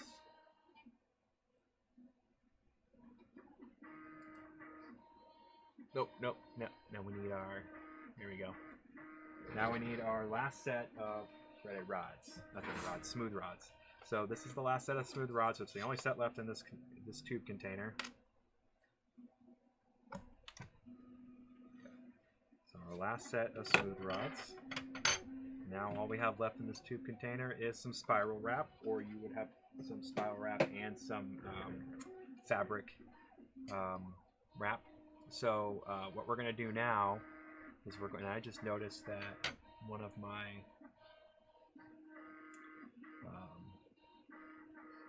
bearings fell. We're going to push that back up a little bit and hope that it stayed in place, stayed correctly there. There we go. All right, so now again, we want to make sure that when we do this, that we are being very careful to enter the smooth rod straight down. So a little bit harder having it floating up here in the air. I would suggest putting your hand kind of underneath so it doesn't push down too much. And then also, oh wow, that was way easier than I remember it being. And then I will show you in just a second what to do with that, but we're going to go ahead and do the other side as well. Why did you go down like that? How can I keep you from falling for a second? Maybe, is that small enough? Nope. So that's a little odd. I've never had that happen before. This linear bearing doesn't want to stay in its home. So I'm going to try to hold it up with a Allen key until I get that one all the way through. Once I get that one all the way through, I can drop the Allen key. Yep, that worked out perfect. So I just kind of stuck an Allen key through the one bearing, pushed it up against the housing and the part of the other bearing at an angle, kind of like that, and then push the smooth rod through. So now we're going to push that all the way down. And the last thing that it does too is it goes all the way down. You can see those small holes that we had before. This smooth rod just goes into those holes, just press fits in, but make sure that it goes all the way until it can't go any further. It sits against, you heard that ding? It sits against the motor. Boom. And if I'm looking at this from straight on, come on, wire.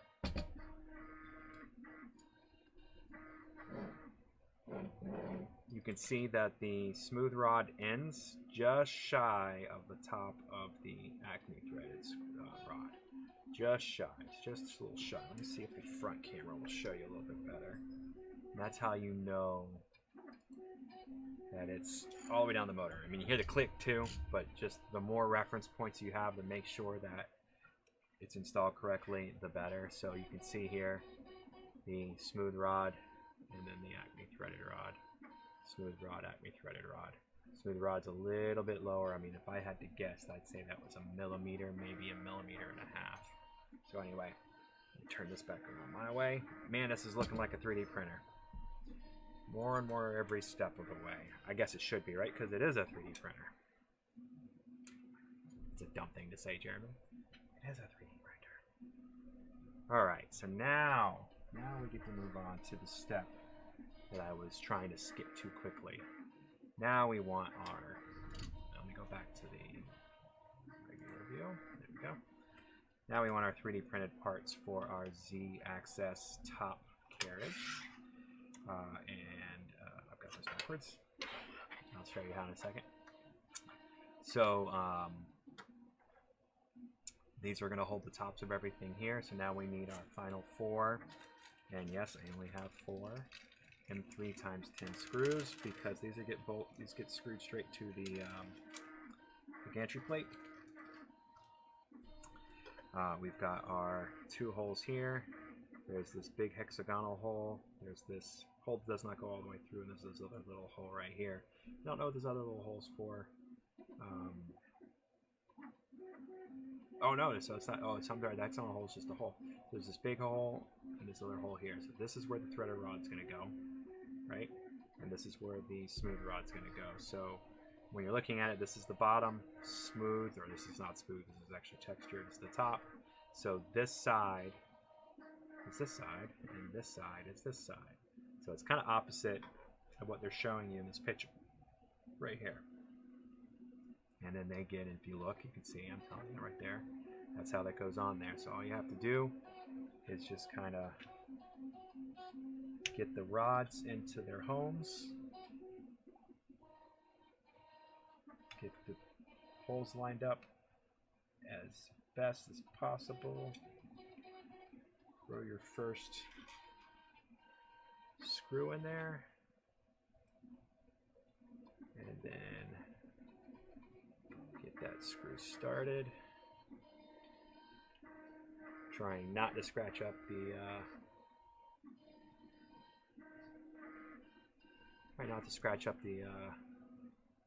threaded rod or any other rod or anything else at that time, and you know, at all.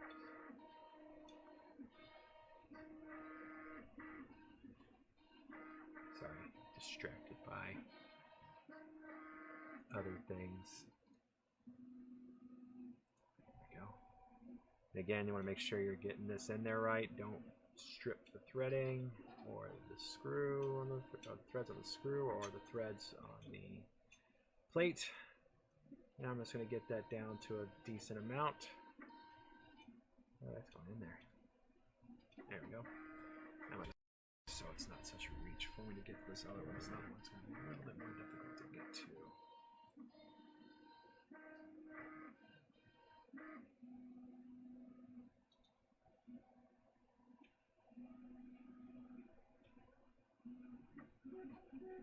There we go. Very nice. Oh, did my YouTube stream die again? Doesn't look like it. Yeah? Nope. Okay. Let's get that to be as tight as I can get it in there without killing any of the parts.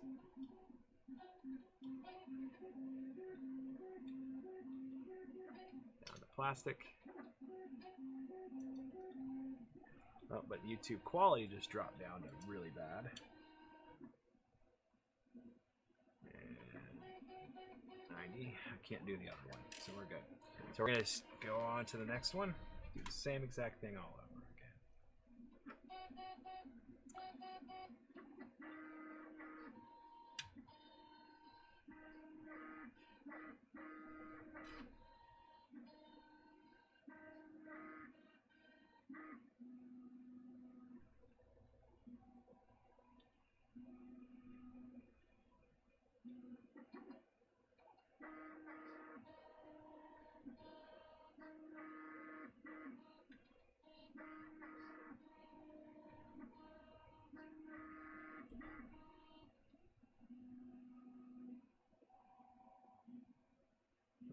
Back up to good.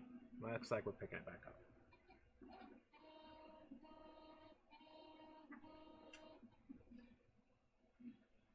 All right. Yep.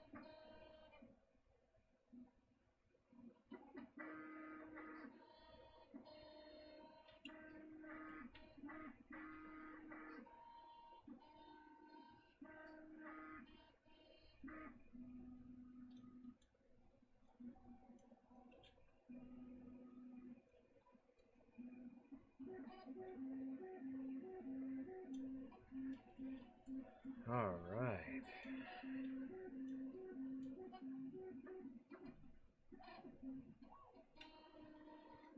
That one's tightened, and now this one's tightened.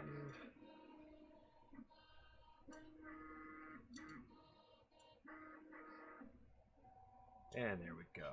So let's move on. Different X carriage designs. So starting in February, they had a new design for the X carriage that I don't get to use because I got one of the originals. I'm having a gummy bear. Gummy bear. So.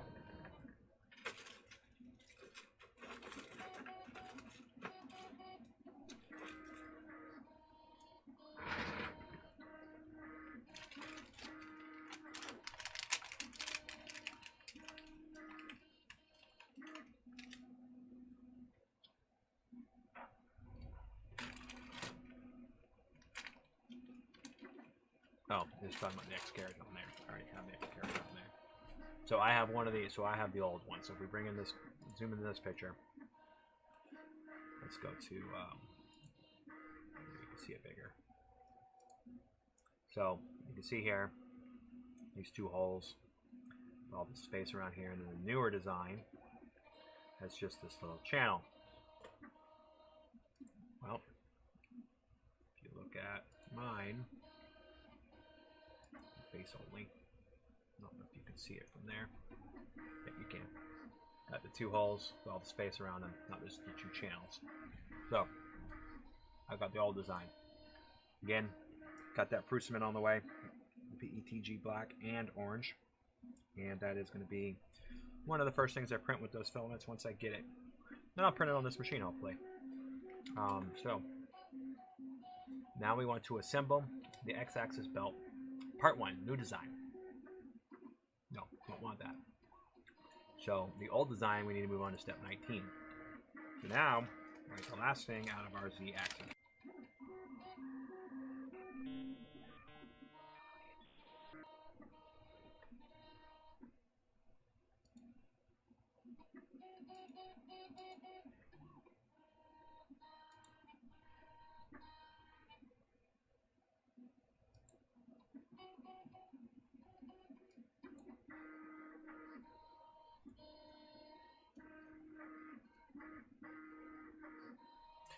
So if it's running right now, it's got disconnected again.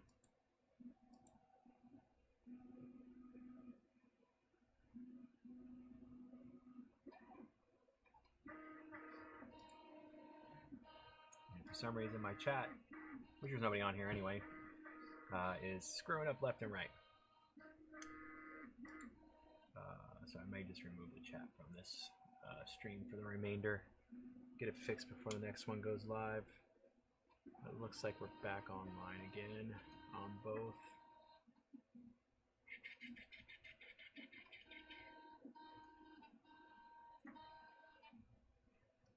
The restream chat is just completely taking over that left side of the screen.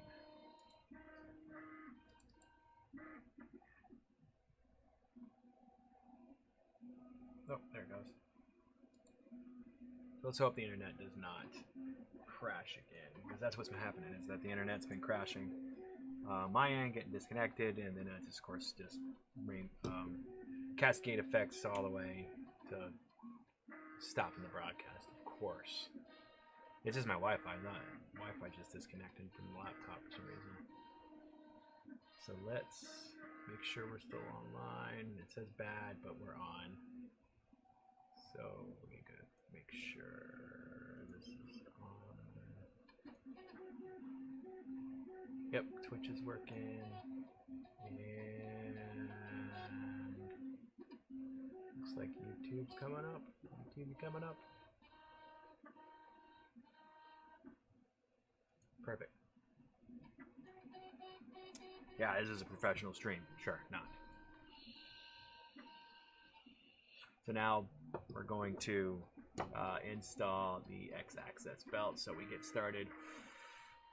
Do not trim the belt unless you are asked in the instructions. Insert the flat part of the X-GT2 belt into the X carriage as in the picture. And what they mean by that is you'll see that it ends just before it exits out the extruder body here, wraps around this post, comes back out on itself. So basically you have to pinch it together, slide it into that, and it basically holds itself in with its own force in this post here.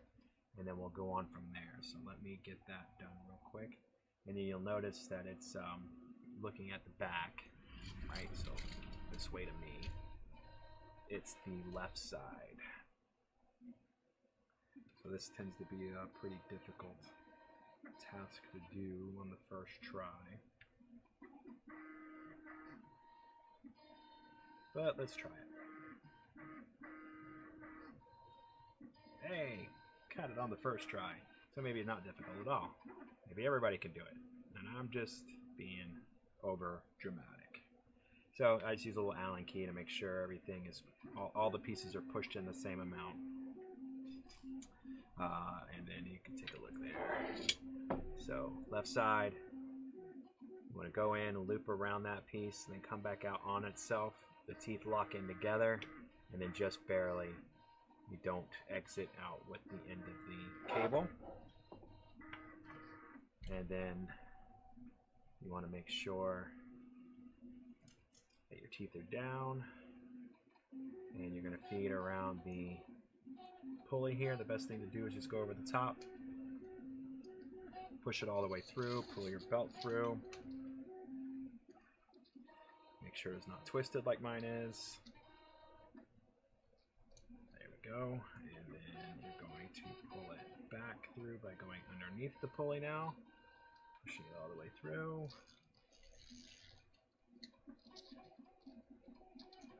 Try to get any twist out before you get any further than this.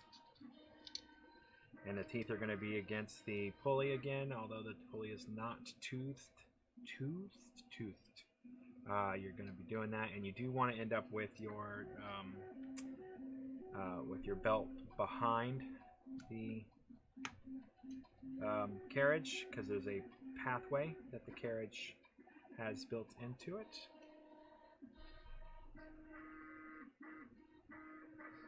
Right there. And then now we're going to go back through and we're going to come around our, come on, stop messing with me here. Basically passes right underneath where it entered and exited, and right on the, underneath the post that it's holding in. Is that not secured yet? Anyway, so now we're going to go around our pulley. Oh, I'm sorry.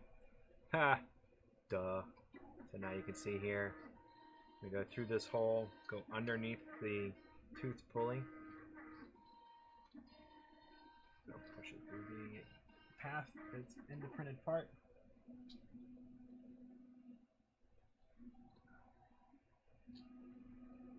Oh, it's pulling back on itself.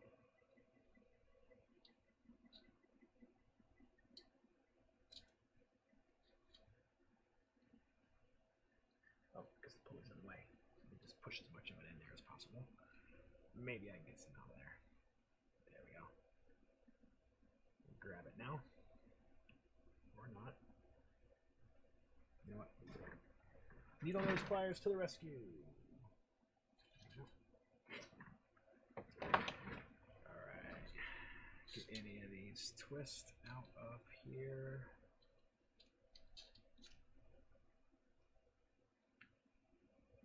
It goes through there. Make sure it goes over the pulley before I go back through the same path.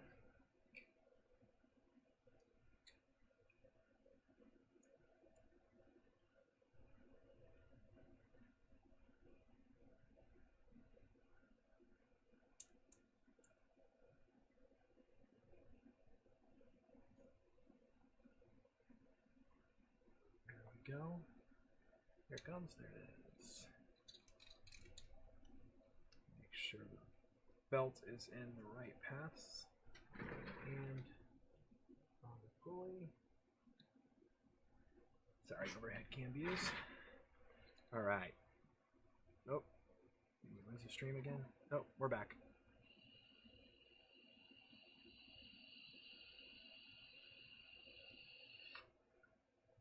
So now let's get off of this screen. Show you what I just did. So I did this. I went over the idler pulley, out the back through this pathway, underneath the round parts. Now obviously yours is going to be different if you get a newer kit, and then back, and then through the X-axis motor mount, over the tooth pulley, back out the top. Sorry. Out in the bottom, out the top, and then now I'm heading back towards the other side. So this is what I was talking about before. So now I want to loosen the two diagonal screws here.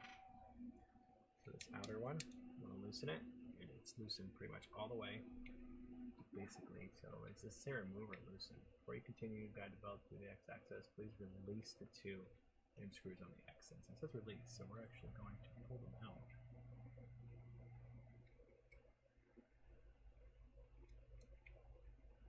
So the motor will be free to rotate to do this tensioning we're about to do.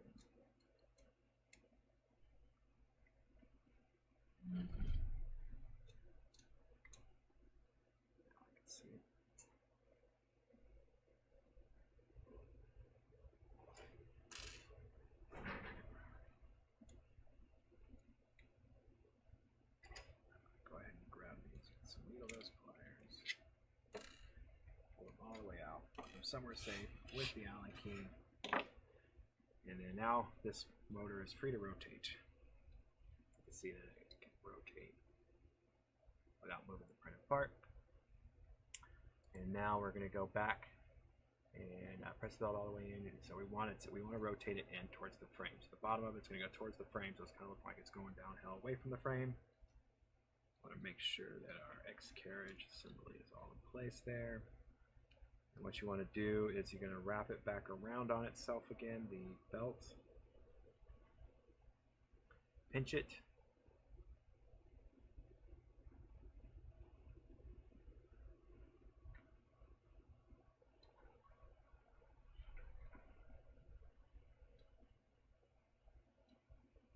Wow, that got really quiet all of a sudden.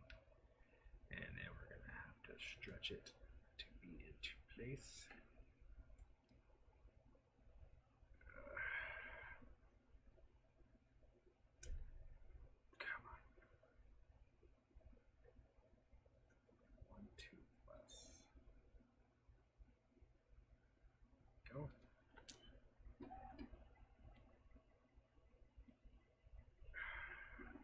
Go too much at first, then go back and loosen it right now.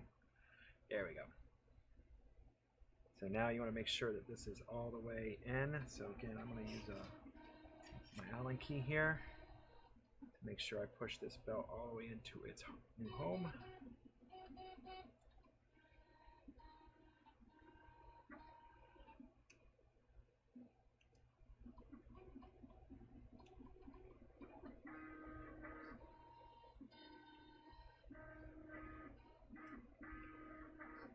Alright, it's all the way back into its new home now. Just like you see here, I do have a little bit of overhang left over, not going to trim it off. It's actually not even that bad.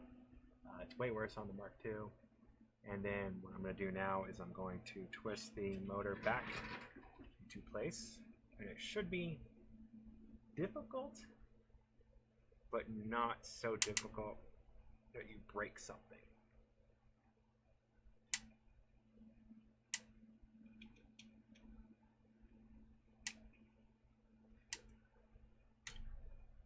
Oops, something just let loose. Oh.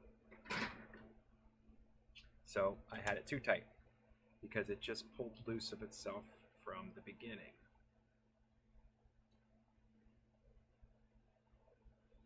That's nice.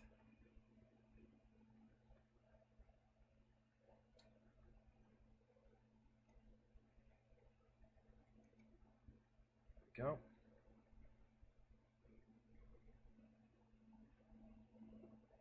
That's tight.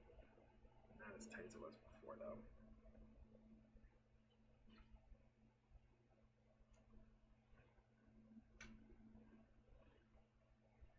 Okay, so let's see if I can get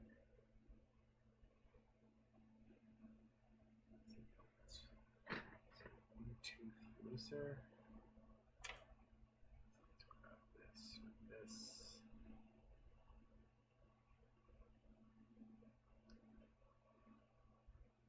Don't lose what is that. Sorry, so what I'm doing now is I'm grabbing the belt with my needle nose pliers so I don't lose where it's at. You don't want to be careful here because obviously you don't want to damage your belt. Don't want to cut it. I don't have anything. I don't have any extra G2. Actually, I might have some extra belt, but I don't want to have to do this to do it.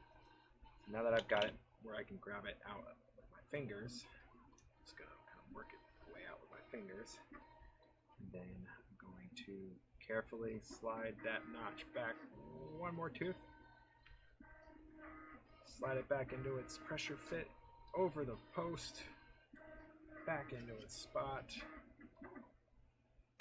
and then attempt to tighten this motor again.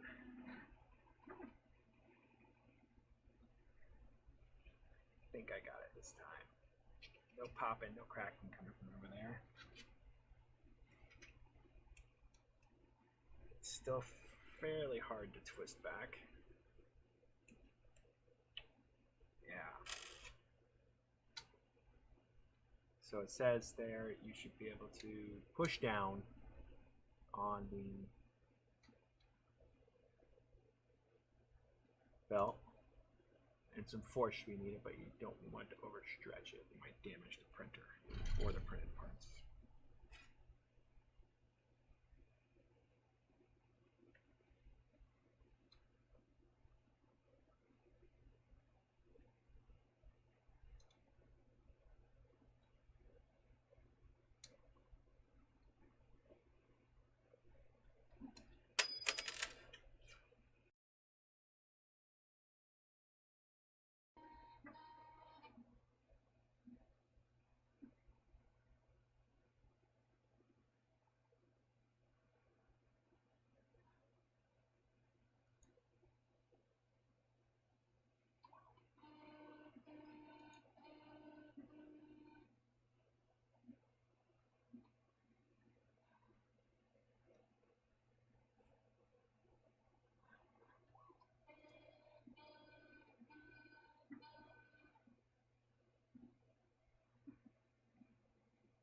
Alright, looks like we're back again.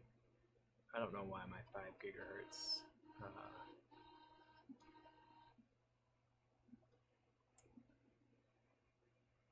my 5 gigahertz Wi-Fi just keeps dropping on me. This is absolutely ridiculous, redonkulous. But I'm almost done here. So all I did while I was off stream was just finish tightening up the X-axis motor to tension up the X-axis belt. Should sound like a bass drum, but they've got us doing something here in just a minute. Very similar to what we did there. So I did before with the Y-axis down here, which we want to make sure it's nice and tight, right? So we don't want it to be loose at all. So first thing we need to do is make sure that our belt is in the right spot. So I'm sorry if you guys can't see this, but I'm going to look down from the motor end down the path, which you'll see here in a second. There we go. You want to look down that path, and you want to make sure that the belt is straight. If not, then we want to loosen these set screws and slide the geared tooth, pulley in and out until we have a belt path that is straight as possible. So let me do that real quick. And you can move the carriage back and forth some. Make sure. And that looks pretty darn straight to me. I don't see it really anywhere near anything.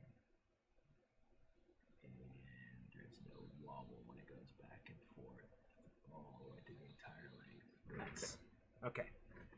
Now we've got that done. If we have any excess,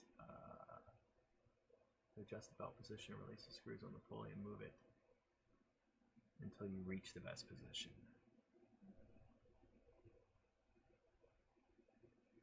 So anyway, moving on. So now it's going to have us do a similar thing where we grab the pulley flat end, which I actually can't do without loosening it. So I guess I have to loosen it. My pulley is all the way out pretty much. Yours may or may not be. It's literally portions of a millimeter difference. Oh look, my print's done. So I'm going to slide this in a smidge just so I have some of that flat shaft to grab a hold of. And then if I have to realign it later with the belt path, I will. Let's just kind of knock you in just a smidgen. There we go. And then tighten back up so you don't move. You do your job. Do work. So now we need to find that flat portion. There it is. We're going to grab it with our needle nose pliers, and then we should be able to, with reasonable force, try to move the gantry. And if you're able to get the belt to slip is what they're trying to get you to do. If the belt's not tied up, it'll slip across those teeth, and then it will tell you that it's not tied up, basically. So I think that's good there. Z-axis is done.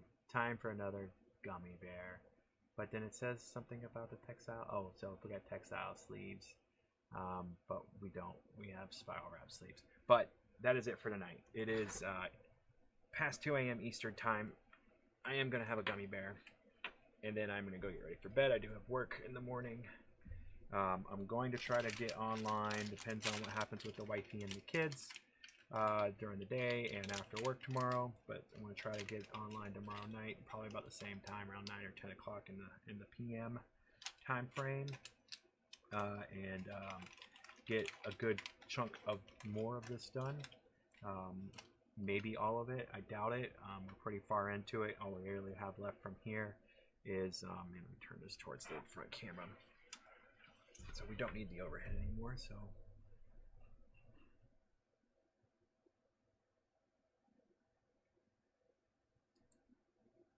Oh, no, that's not need. Oh, sorry. Going through all my stupid things. There we go. So, got a lot done today. Got our Y and Z axis, X axis all done. All the belts done. All the motors except for the extruder motor installed. I mean, we got, it just looks like a 3D printer basically. All that's really left to do is extruder and all of its parts, which is a lot. Heat bed and all of its parts, power supply unit, and then our Rambo ENC board and mount, and that will be it. So the extruder is pretty difficult. Lots of small parts, lots of, it's got the heating element, it's got the thermistor, it's got the hot end, it's got a new filament sensor. There's just all kinds of stuff that fits in this one little area right here. Heat bed shouldn't be too long. Power supply unit's not that bad. Hooking everything up to the EC board's a little on the difficult side, but it's not terrible. So I'll try to get it done all tomorrow. I think the extruder's first thing, so that will be kind of what the determining factor is. So overall, love it so far. A lot easier than the old kit. Absolutely fantastic. Can't wait to get it done. Very excited. Looks a lot like the old kit, but just with the upgraded parts. So y'all have a great night. I know that it's not late on the West Coast, but I'm on the East Coast, so it's time for bed. So thanks y'all for joining me. I didn't get anybody live today, but that's absolutely okay. I never announced this. It was kind of just a last minute thing. So you'll be watching this in the future. Sorry about all the multiple parts here at the end. We went 3.5 hours over 3 hours without the stream dropping. And I was actually just thinking to myself, wow, the stream hasn't dropped yet. And then, of course, right after I think that it does. And then it dropped multiple times over. So, thanks for joining. I hope this helped you out in any way, shape, or form. If it did, it's been worth my time and effort. But other than that, y'all have a great night. Love each other more. Give each other hugs. Be safe. Use your turn signals. All those nice things. And thanks for joining. Y'all have a wonderful night.